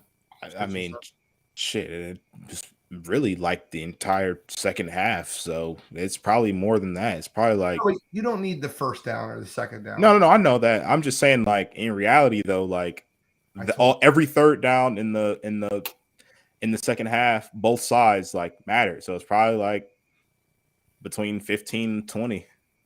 I told Kevin this already. I think Kevin, I talked to him about it. I don't know if he remembered it or he just said that, but that's the exact number. There was 14 plays where if they didn't get that specific play, they would have lost the football game. 14. Now, you probably argue 15 to 20. Charles probably could be right, but I went like, this is fourth down. Like they have to get this play or the game's over. This is a third down stop. They have to get the stop or the game's over. I did it by that. Absolutely must-have plays. There's 14 of them in that game. Absolutely incredible. New England Patriots won that game. I had the Falcons plus 3.5, I think it was. They lost the game by 6 in overtime. It was just a bad beat. It was 100% a bad beat. I'm counting my money watching this football game. But it's a Hall of Fame bid. But with that being said, that would probably be my favorite Tom Brady moment looking back. Obviously not in the moment. My favorite by far is the 2017 Super Bowl and Brandon Graham stripped him. Just saying.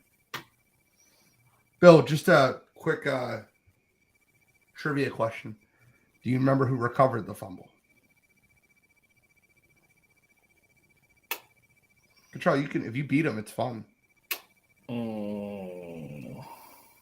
Comments, beat him. Was it Sweat? I don't think Sweat was on the roster, if I'm being honest. No.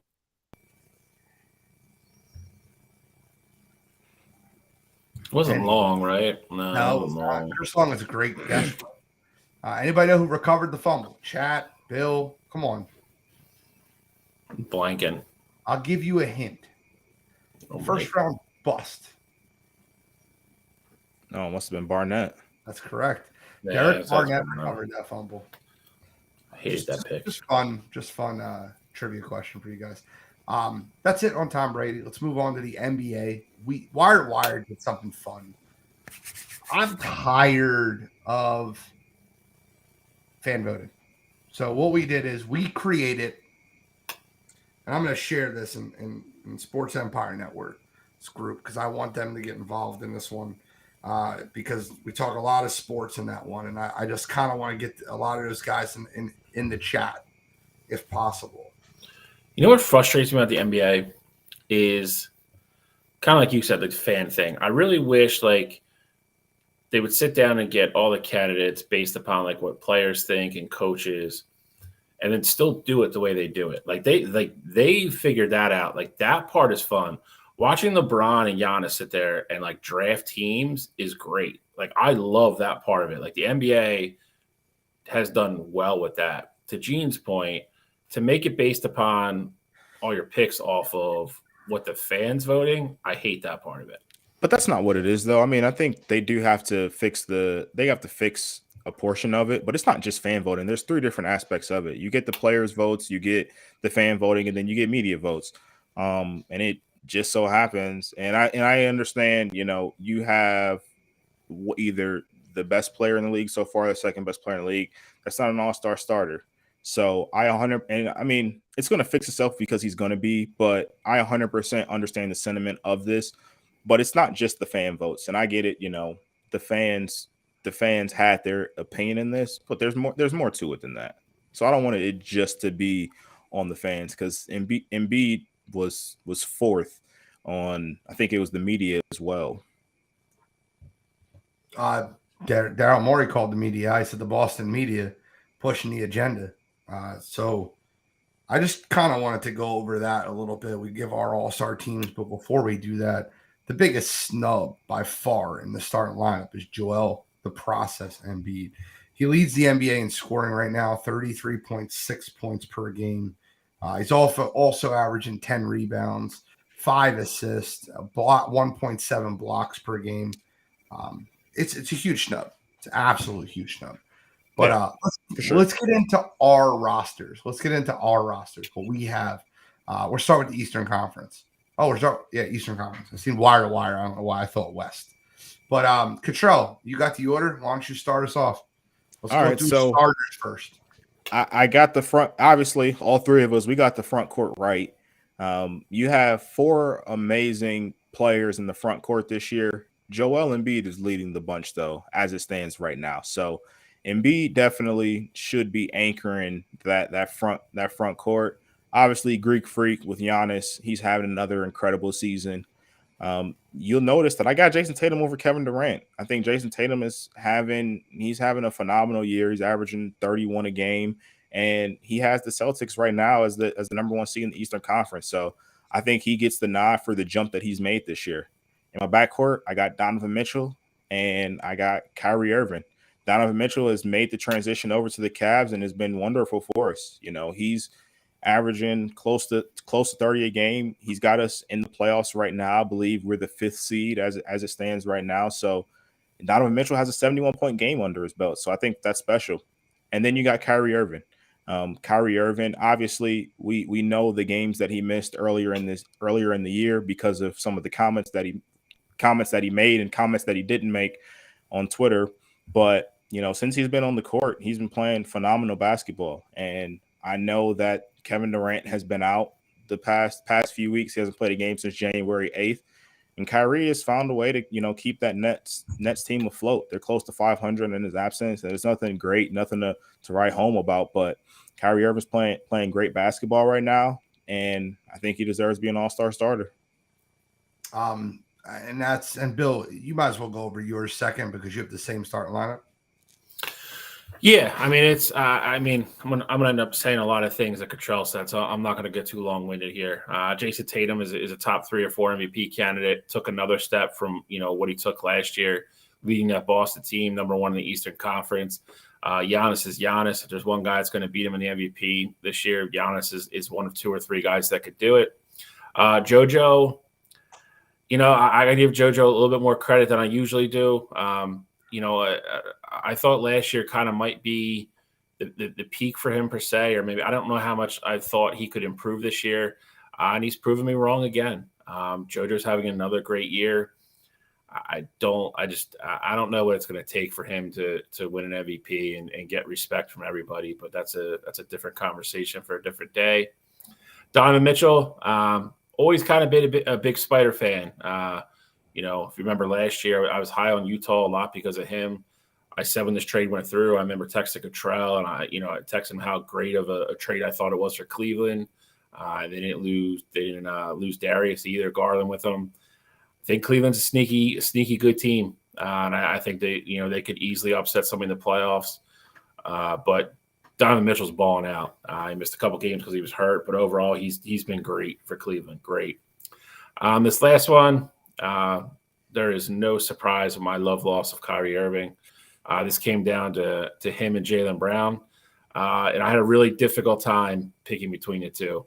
I saw pros and cons for both, so I flipped a coin. I gave Jaylen Brown tails because I wanted to land on tails, and I gave Kyrie Irving heads. Obviously, first one landed on heads, so I flipped it again, and it landed on heads again. So I was stuck with Kyrie Irving. So he's my fifth starter for the All-Star game for the Eastern Conference. Well, gentlemen, I didn't need to flip a coin. I did not need to flip a coin because Jaylen Brown's had a better season than Kyrie Irving. That's the only difference I have in your list. Joel Embiid over Kevin Durant is the most obvious thing that there could be. Joel Embiid averages 4 more points a game, 3.5 more rebounds a game, 1 less assist. He averages more steals, more blocks, less turnovers, a better PER, a better defensive rating, has more wins. Please explain to me how Kevin Durant starts over Joel Embiid. It's a joke. Joke. I don't know. Start there. He's somehow more liked. That's the only thing I can think of. That part's even bewildering to me. I know some people don't like JoJo because he trolls people and people think he talks too much shit. But Kevin Durant is not the most likable guy in the world. Not at all. And he's soft as hell. So I mean, I don't know, man. I never thought this a couple years ago, when other people did, but I'm fast, quickly getting on the train that there is some conspiracy against JoJo, behind the scenes. I really am. I said this last year. I know you did, and there's too many things that are starting to point to that direction. It's getting to be too much for me. The dude could literally be if again he's probably first or second in MVP voting again, and he can't even start on the All-Star team over a guy who missed 20 games. Come on, man. Come on. Enough. Freddie, we're going to get to the Western Conference in just a minute. And calm down, Freddie. You might like our picks in the Western Conference, so just hang out. LeBron's not on mine. He's a bum. I have Jaylen Brown over Kyrie Irving. Kyrie Irving averages 0.3 more points per game. Jaylen Brown averages more rebounds, Kyrie more assists. The differentiator was 2 things. 1, Jaylen Brown's on a better team. His team has a better record than Kyrie Irving's. The second is Jaylen Brown has a much, and when I say much, I mean light years better defensive rating than Kyrie Irving does. So if you don't need to flip a coin here, guys. They average the same amount of points per game, 27 points per game, 27.3 versus 27. Jaylen Brown has 2 more rebounds. Kyrie Irving has 1.5 more assists. I understand that. Jaylen Brown's bigger. Kyrie Irving's a point guard. That makes logical sense. Steals and blocks, Jaylen Brown's higher. Defensive rating, Jaylen Brown's higher. Player efficiency rating, Jaylen Brown is higher. That's not true.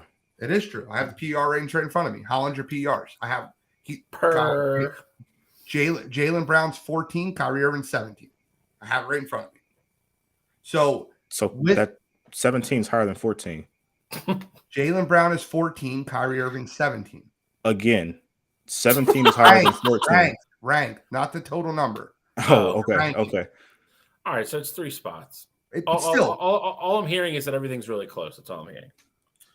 Don't blame me, bro. Blame my quarter. I don't know what to tell you. I tried everything in my power not to put him in there. It's fair. As far as the reserves, I'll go first since you guys went first on the All-Stars. We all have Trae Young. That's a simple one. I have Kyrie. You guys have Jaylen Brown. That makes logical sense. I appreciate what you did as far as lining them up. We all have Julius Randle. We all have Kevin Durant. We all have Pascal Siakam. Let's not stay on the debate there. Here's where I get nuts. How in the blue hell do you not have – oh, I'm sorry. You do have Siakam. Oh, you don't have DeMar DeRozan. How do you not have DeMar DeRozan on your list? Help me. Help me, Cottrell, because I'm sure Help you'll have a me logical rating. help you. I mean, I think a big part of it is the Bulls have been very underwhelming so far. And I know this isn't a team award, but you know, I think James Harden, what he's doing in Philly, I don't think it could be undervalued. You know, I know Joel is there as well, but I believe James, he's averaging 21 and 11 or 21 and 10 right now. So he's having a great season. And you know, I know DeMar's averaging close to 27 a game, but I think James just deserves it a little bit more. Ugh. So I want to answer Kyle's question. How did none of you have Halliburton? Halliburton has MVP numbers. If you look at Steve Nash this year, he's averaging 20 and 10. Kid's been great. I would love to find the spot. What? It's the subtle shot ever. Oh, it is. But listen, Therese Halliburton deserves to be on this list. And I would love to find a spot to put him on this list. I would love to put him over Trae Young, if I'm being honest. But where's Murray? Stop it. Don't even get me into DeJounte Murray. That's a joke. You have to have 3 guards, 3 and 4 forwards. That's essentially how they build their rosters. They build their rosters off guards and forwards. Trae Young, Kyrie Irving, DeMar DeRozan all statistically have way better numbers than the other two. It's laughable to ask me how there's no DeJounte Murray, Freddie. Please stop. Tyrese Halliburton, that makes logical sense. And I understand that. Cottrell even went as far to have 4 guards. He had Jalen Brunson, and I would love to do that because I felt sick leaving Jalen Brunson off my list. Jalen Brunson deserves to be on this list. But where I landed with Julius Randle, Siakam, and Durant as my forwards. And I have Bam Adebayo, who I think is a 20 and 10 guy also. Very Halliburton similar. But I'd have to have a 4th guard. And I can see putting Halliburton in over Bam. But Bam's defensive numbers are just through the roof. He's guarding the 3, 4, and the 5. So. Yeah, I mean, I think every year there's 1 or 2 guys that, you know, you can make a very, very strong case. I think Halliburton fell into that role this year. There's always 2 or 3 guys that feel we get snubbed. There's just too many good players in the league nowadays. So he was in consideration for one of my last spots. Again, he's taken an enormous jump this year. I think the change of scenery has done him well. Bam was another guy I considered, right to the end. I never really felt comfortable putting Harden on my list. And Brunson was, from Cottrell's list as well. That was one of the other guys. He was one of my last guys off as well. He has proven, that was worth all the money that everybody thought New York overpaid for him. I just look at this man, and I just really need Cottrell to explain to me how James I don't get the DeRozan thing. James Harden's on this list over DeMar DeRozan, and we're both Philly guys, bro. I don't understand. But I know you guys. Neither one of you guys like James Harden, though, which is, Gene likes him a lot more than I do. I mean, I also know that as well. So, but I just need you to explain yourself, brother. I said, I've already gone over it. He's averaging 21, 6, and 11, and he's on a team that's top 3 in their conference, and the Bulls aren't in the playoff picture. Yeah, but DeMar DeRozan's averaging 26, 7, and 5. Correct. The Bulls. If DeMar DeRozan wasn't on the Bulls, they might be in last place in the East. So let me ask you a question real quick. Can justify, if that's what you're talking about, the team's winning percentage, justify having Trae Young over him then? Because Trae Young's averaging better numbers. What do you mean? Trae Young's averaging more points. That's it. Yeah. That's it. Better. I mean, Trae Young, there's a reason why Trae Young is ahead of him. And there's let's pull up the exact numbers here since we want to. I got it. Trae Young, 27.2. I got you. So he's averaging more points and he's averaging more assists, and he's a point guard. So I think that's a factor to look into as well. Okay. Ice Trae. I have Ice Trae on my list too. I just couldn't put 27 and 10, 21, 11 and 6. Like I don't know how that's not 21. What are you looking at? From James Harden. I'm talking about James Harden. 21, 11 and 6. Like that's those are all-star numbers to me. And your team is high, that high in the standings. Usually those teams that are high up, they get 2 representatives, and I think Philly deserves 2 representatives if James is having that caliber season. Okay. I don't necessarily disagree. I'm a Sixers fan, but I just can't have DeMar DeRozan off my list. Let's argue. In reality, I would have put DeMar over Jalen Brunson, but I didn't want to leave Jalen Brunson off. Gene, we talked about it beforehand. I think Jalen Brunson's having a special year, and I think it's deserving of an all-star appearance. So for me, that was really the 2 that I was going back and forth of having Brunson or having DeRozan, and I wanted to give Brunson some love. If I'm being real with you, bro, I have DeMar DeRozan over Jaylen Brown, even on my list. I'd have him over Julius Randle. I know they're forwards. I'd have him over Bam. I'd have DeMar DeRozan over. He wasn't one of my final cuts. He wasn't one of my final entrants to the Royal Rumble. Little wrestling. Let's move on to the Western Conference. We can talk about the Royal Rumble if you want to. I saw it. It was good. So did I. Great. Good. It was great. Okay, so this is where we really get off kilter, which I love. It's fine. So, man, look at the starters. We have different starters. I love that. So, me and Cottrell both have SGA in our starting lineup, as we should. Ja Memphis. Listen, I'll tell you right now, if you could start 3 guards, 100% would, because the Western Conference forward situation is pathetic. It is pathetic. They don't have forwards. They don't. Anthony Davis, Domantas Sabonis, and Lauri Markkanen, none of those 3 deserve to be starting over Ja Morant, period. SGA is having a special type season. And as much as I love Ja, and you won't find a bigger Ja fan than me, SGA deserves to be starting.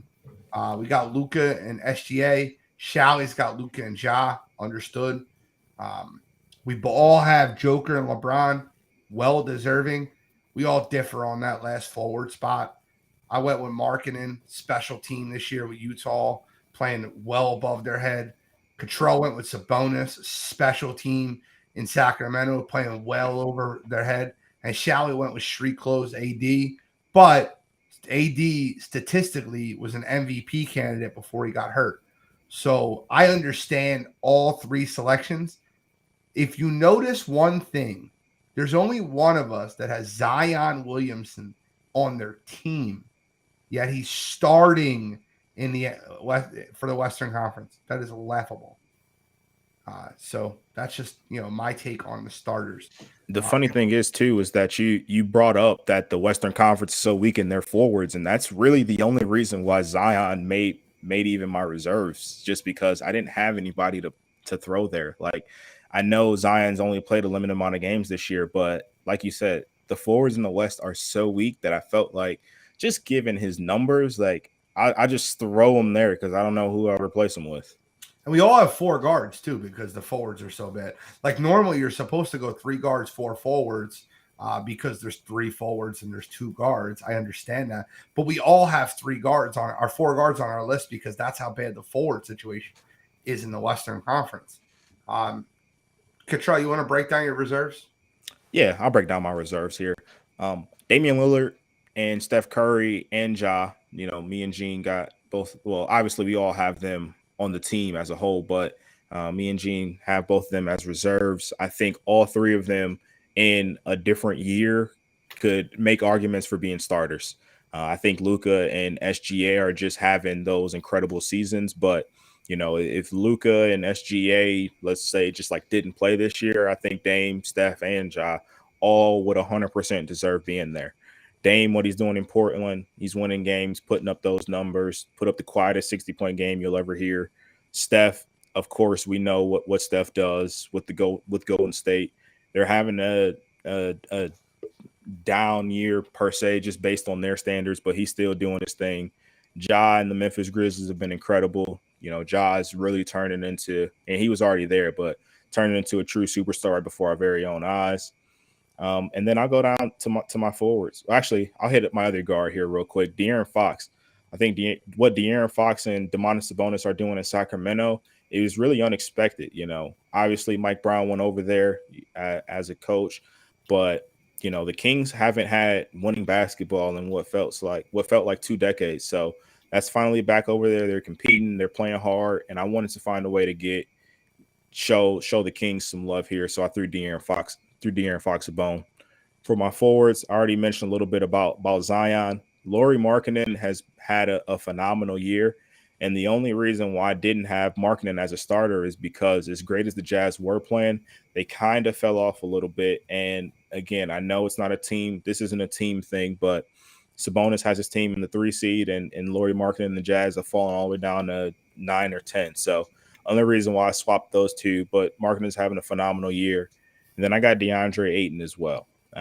What he's been able to do with Chris Paul Chris Paul missing a little bit of games earlier in the year, Devin Booker missing games now, and him helping to keep that Suns team afloat. I think it's something to respect, and that's why he's on this list for me. Kyle, the West is super weak. It's one of the worst forward center drafts I've ever seen. I've never seen an all-star lineup this bad. You normally are like, oh, we're talking about people that should have made the team that didn't. Yeah. Look at a forward that's going to get snubbed. Think about it. I got Kendall freaking Johnson on my list. Take it another way than Kendall Johnson's balling over on a really bad Spurs team. Let me just be clear. But I have Kendall Johnson on my list. Just being clear. Shally, let me walk us through your team. Yeah, I mean, so Cottrell shared pretty much. I mean, my only difference, obviously, at this point is Paul George at the bottom. But Dame and Curry speak for themselves. De'Aaron Fox is having a quiet, sneaky, great year out in Sacramento, and along with his teammate Sabonis, it's nobody had them, being a top 4 seed at the beginning of the year. We all did agree last year when we talked about it, Sabonis was going to be big, going out there. Fox has elevated his game this year, though. He's playing better. He's got better people around him that can handle a little bit of the load now, and you're starting to see, the budding superstar in him a little bit. And Alexander, I struggle with not starting him. It went down between him and Ja for me. I went with Ja just because he's been doing it a little bit longer. But, the fact that Oklahoma City is in playoff contention, with the roster they have, he has just showed up every single night for that team this year, and it's commendable.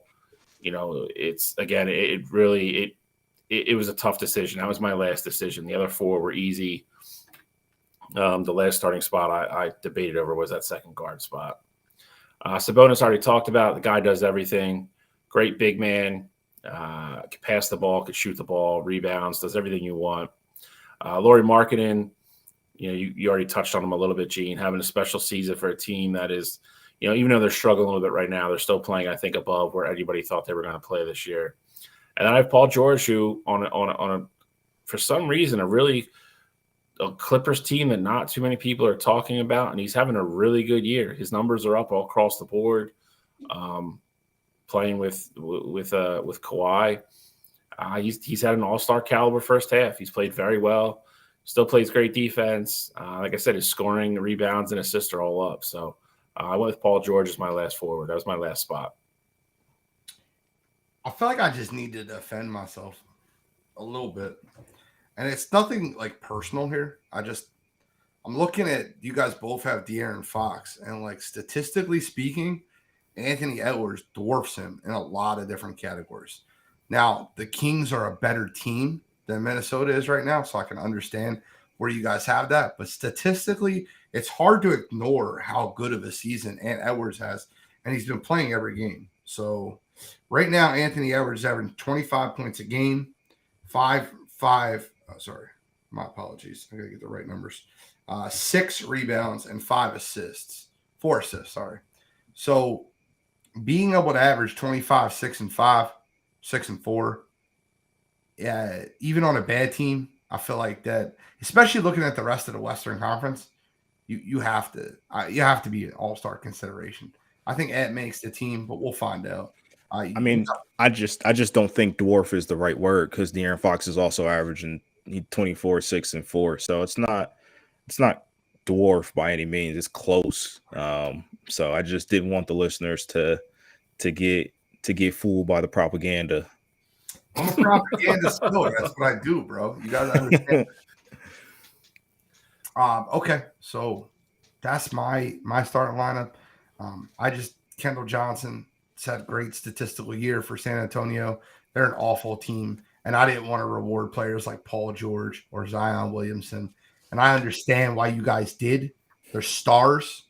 It's just, playing basketball games matters, and I feel like 100%. But those guys just haven't really shown up. 100%. I agree with you there. Oh, well, that's it for the NBA All-Star talk. We got a little NHL All-Star talk. Shally, I know you came prepared. I have zero idea talk right now. Connor McDavid, right? He made it, right? That guy? Yeah. Sidney Crosby? He's there as well. So yeah, I saw. Kind of like the NBA. I mean, I feel like in the last 5 or 6 years since the NHL went to this format, they've made it more interesting. So every division has a team. They play 3-on-3.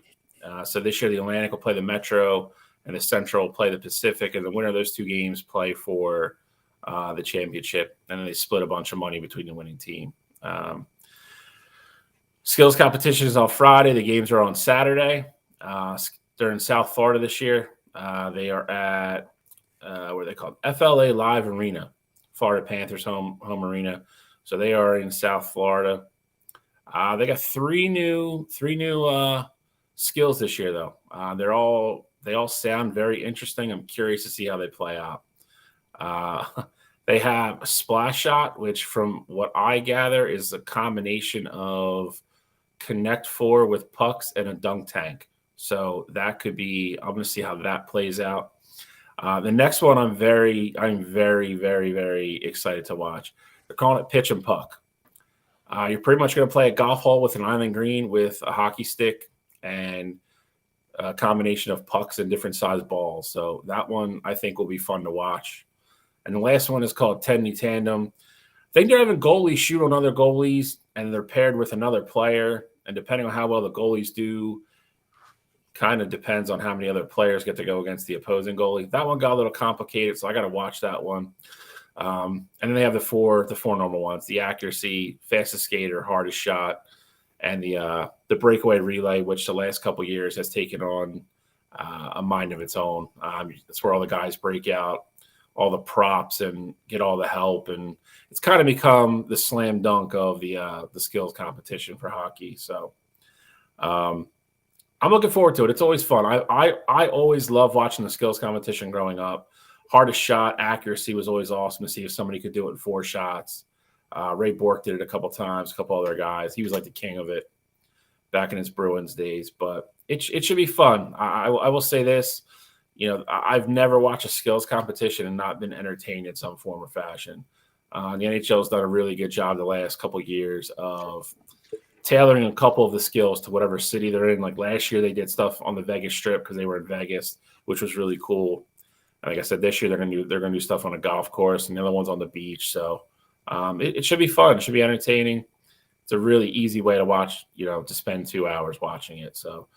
I'm going to pick the Atlantic to win it all. They got a couple Bruins. I think they have the best goaltending, best depth. I think they will play the Central in the finals. The only thing that scares me is obviously that Pacific team, because you're going to have, playing 3-on-3 with Connor McDavid and Draisaitl and a couple other guys on that team can be a little daunting. But I'm going to go with the Atlantic Conference to win it all. The 2 leading point scorers on the same team. Mm-hmm. Is Connor McDavid like Wayne Gretzky? I'm not like trying to be smart. I'm 92 points already. I'm going to say this.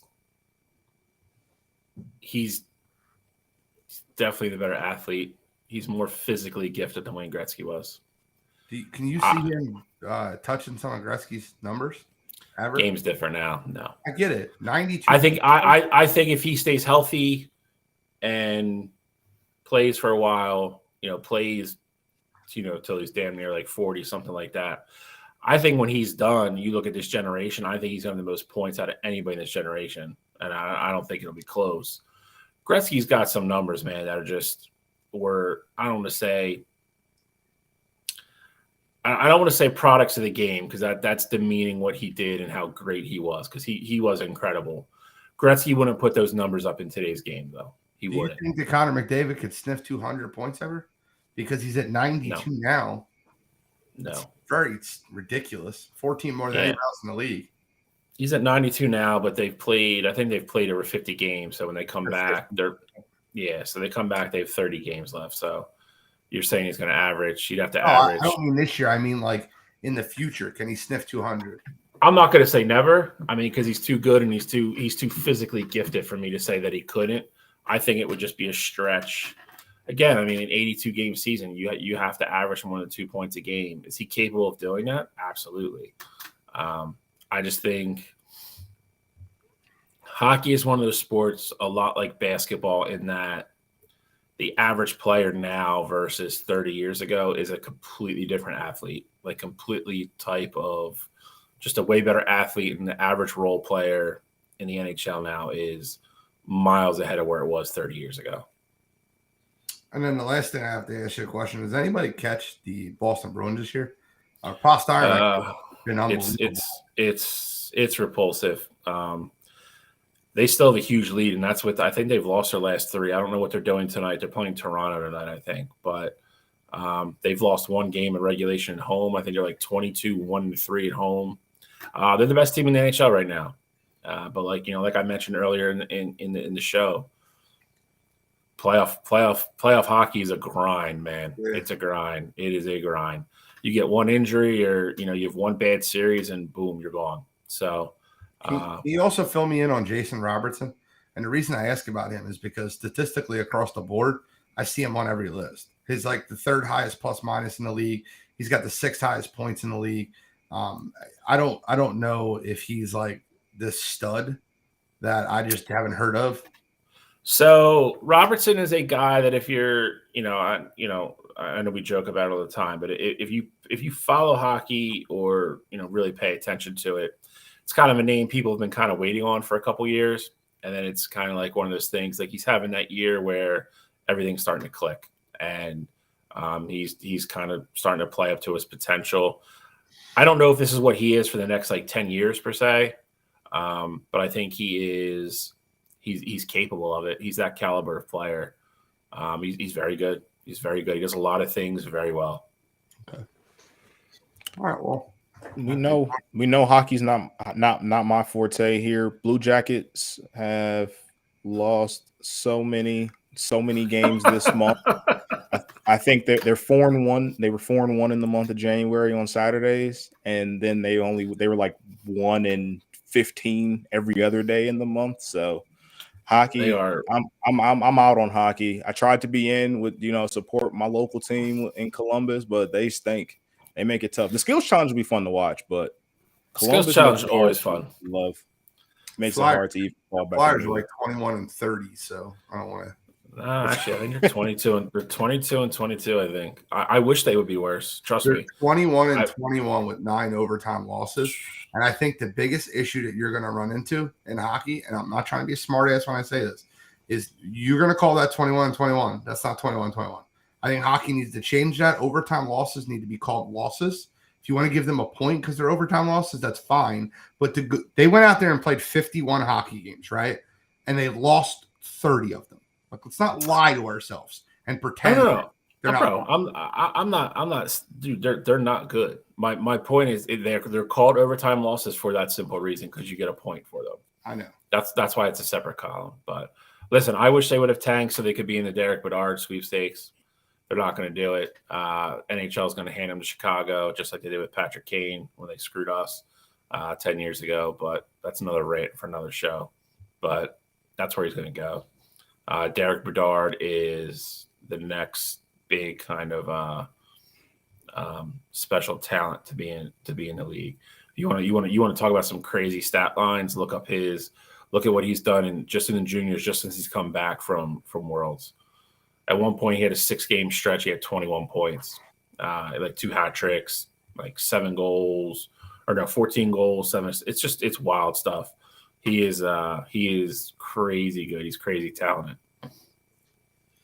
All right, so let's move on to You Got to Be Kidding Me, gentlemen.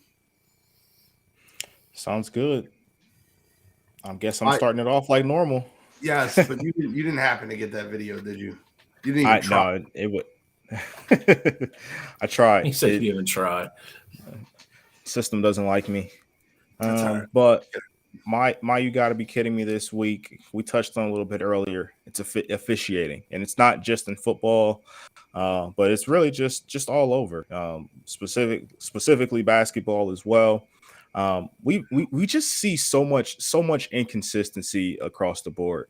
So we saw it in the Eagles and 49ers game. It didn't matter at all, but there was a punt that happened and it hit the wire for the sky cam, and the 49ers benefit from the field position for it.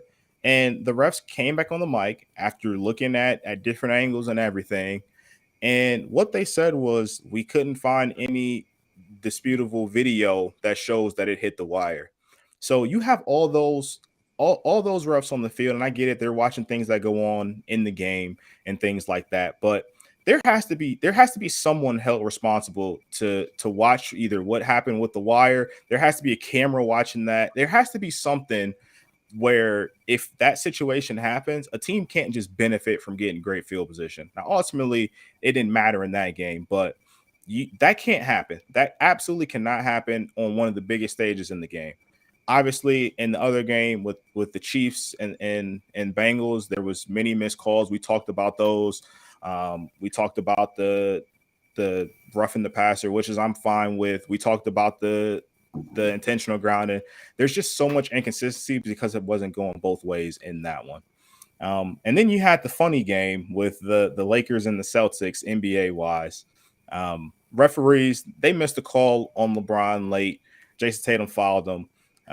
Obviously, you got to be better. You bring in replay and all this. I don't know why you have replay if you can't go back and fix those calls that you clearly missed. I just absolutely hate that. But LeBron throwing a tantrum on the court like a child was funny, but it's also you gotta be better than that. I don't know what you're thinking about. Obviously, I know it's passion for you, but that's just not the way to do it at all. Patrick Beverley coming on the court with the camera again, absolutely hilarious. Probably the funniest technical I've ever seen.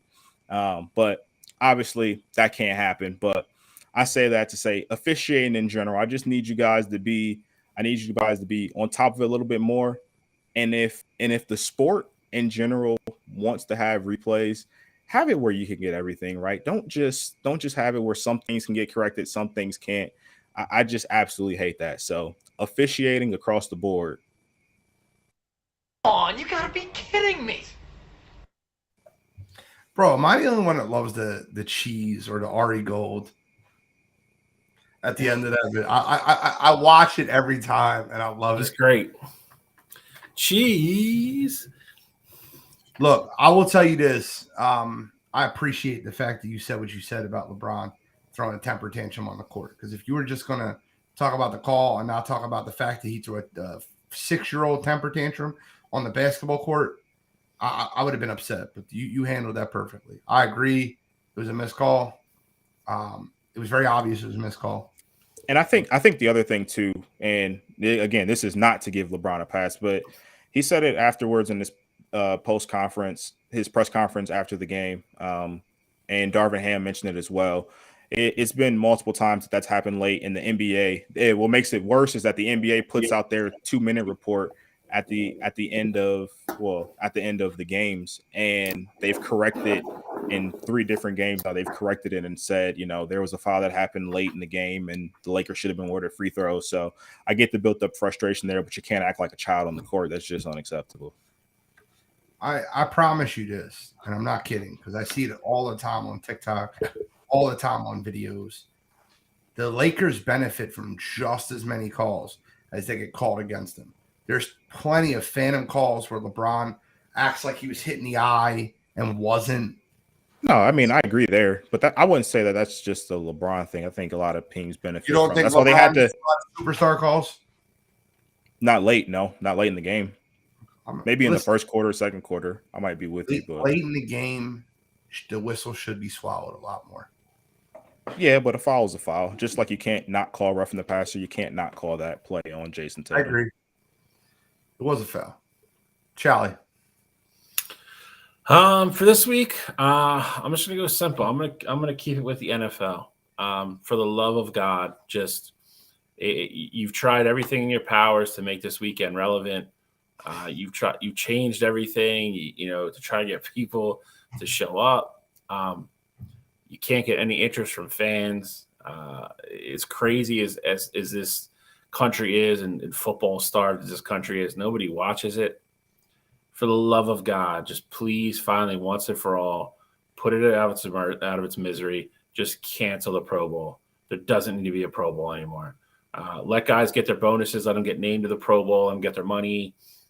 Let's just stop having guys show up and do this and act like it's okay. You are now on if you're not familiar with what happened in the AFC, you're on your like 7th, 8th, and 9th string choices for quarterbacks to play in this game. Patrick Mahomes is number one. He's obviously not playing. He's got a bigger commitment the following week. Joe Burrow opted out because he just doesn't want to go because he's pissed because he lost. Josh Allen said he couldn't play because he was hurt, but he's really in Pebble Beach playing in the golf pro-am. Golfing. It's like calling out from work because you're sick, but you go golfing. Same thing. Lamar Jackson's obviously hurt. I don't know who Justin Herbert had shoulder surgery, so he's out. You are now down to Derek Carr, which I don't really have a problem with, Trevor Lawrence, who obviously don't have a problem with, and Tyler Huntley. Tyler Huntley, who had a whopping 2 touchdown passes this year and 3 interceptions. He had more interceptions than touchdown passes, and he is going to the Pro Bowl this year.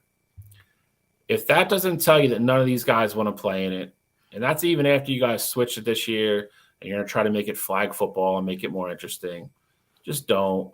You don't even have it in Hawaii anymore. It's in Vegas every year now. These guys just don't want to play. You're making them play an extra week during the season. They're all banged up. If their season's over, they can't wait to get away from football and go hang out with their families and do other things.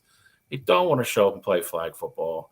I guess I'm a little bit excited to see the skills competition because I used to love to watch the quarterback challenge when I was younger. You really want to watch Tyler Huntley throw the ball? No, I don't. He's probably gonna like throw the ball to like 3 people that work there instead of like hitting targets. So if his track record's any indication, be hitting people in the stands.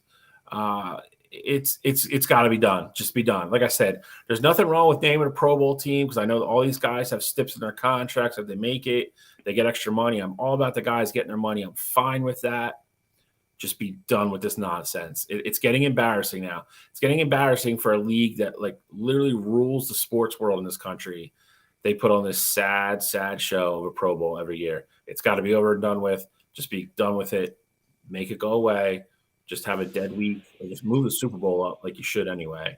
And just it has to go away. I'm tired of it. It's awful. Come on, you gotta be kidding me. It was not a great week to be a Bosa. Not a great week to be a Bosa. My you got to be kidding me this week is Joey Bosa. Joey was in Philadelphia to support his brother Nick, who was playing in the NFC Championship game. No issue there.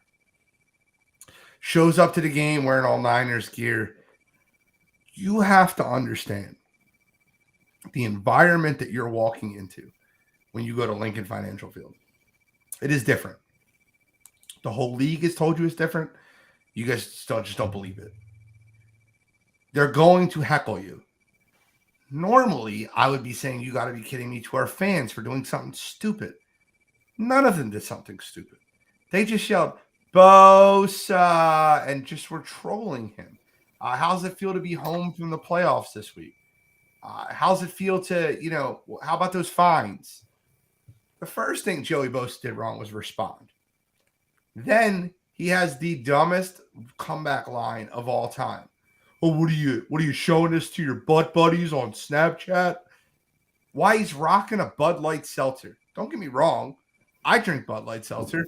I'm not acting like a tough guy talking about your butt buddies on Snapchat with a Bud Light seltzer in my hand. Let me go a step further. So the Eagles fans are going to keep it up. They're not going to stop. There's thousands of them there. They're going to continue.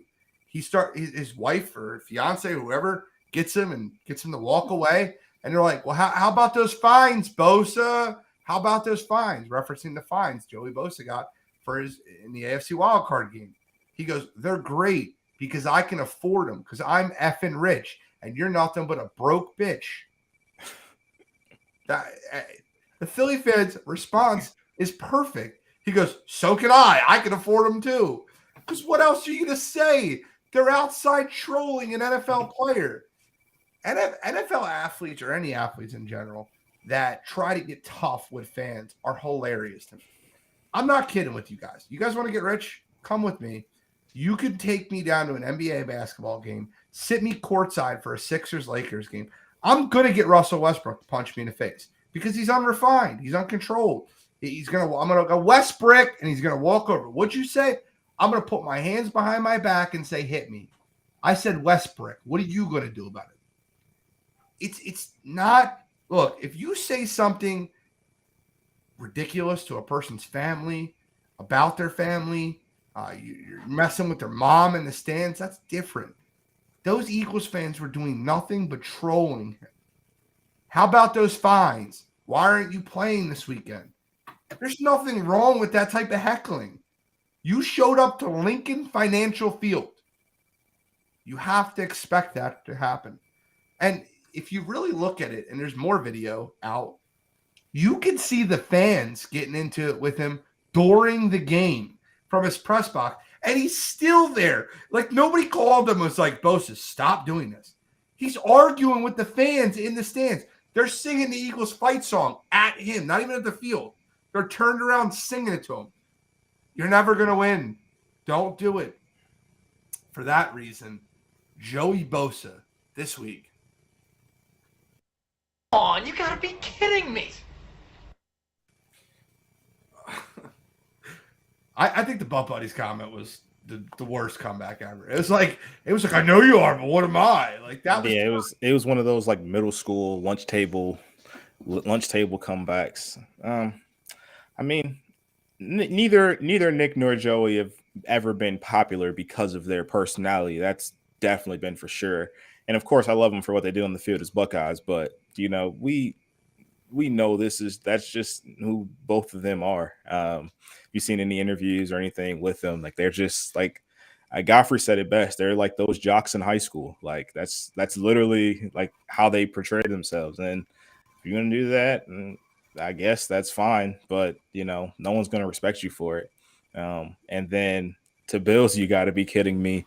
I do think it's funny that the whole, the Pro Bowl is going the way that it is, but I don't know what made them decide to get the Pro Bowl a week before the Super Bowl as opposed to a week after.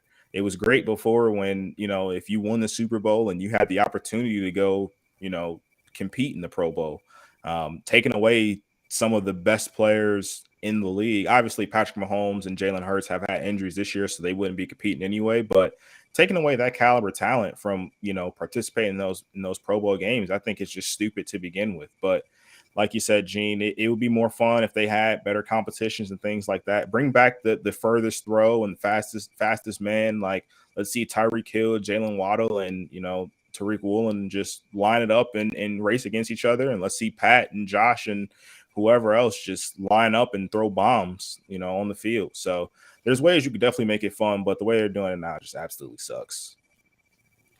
Completely agree. And by the way, Bill, Cottrell, you brought up the best point that no one talks about. People talk about that Eagles 49ers game and want to make every excuse for the 49ers. The only touchdown the 49ers scored was on that short field because of that punt that hit the damn wire. I'm not saying they wouldn't have scored that drive, but like, how in the world did so many people see that ball? And then they showed the replay on TV, and like Bill responds, like, how did you not see that hit the wire? The ball takes a beeline left. I don't know how you don't notice that. Yeah. Like, it comes off his foot. Turn. Yeah, it comes off his foot in a spiral. Not only did it change direction and trajectory, every physic of the ball changed. It spiraled end over end. And like, if you're the ref on the sideline there watching, that you have to run with the ball in case it goes out of bounds, you have to mark it. How are you watching? Like, how did you watch that punt and not tell me you didn't see it hit a wire? Like, it's impossible. dude, it was ridiculous when like 13-14 Eagles pointed directly at the wire right after the punt. Yep. Like, it's just like, how do you miss that?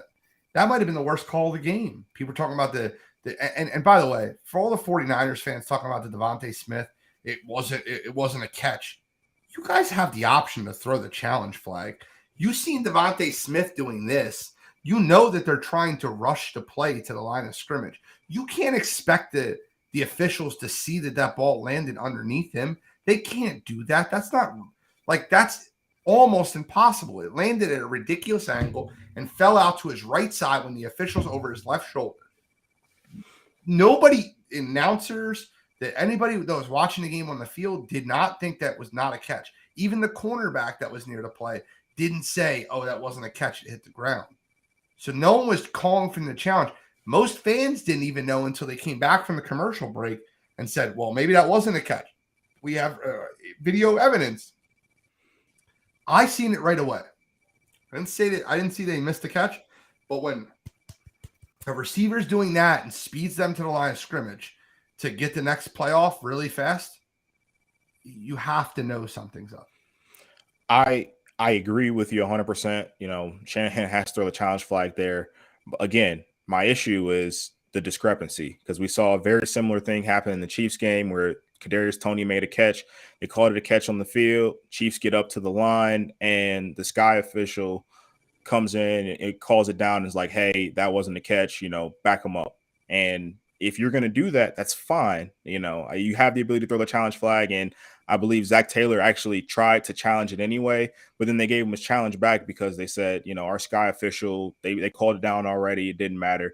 I just want some consistency there. But 100% though, Shanahan has to make that call. Bro, what are you talking about? It's still a drop at the end of the day. Smith knew he dropped. It was ruled a catch. He got up and he was intelligent and got to the line and alerted his team because he was properly coached to get them to the line. So what? Smith's supposed to be like, no, listen, I didn't catch it. Guys. You saw that you saw that commercial back in the day. He's like, I touched the coach. Like, what did you want them to do? The referees obviously didn't see it. Nobody's seen it at home. When you were watching the game, you didn't see it because you commented, what a catch. That's what you said. That's what most people said. Everyone thought it was a catch.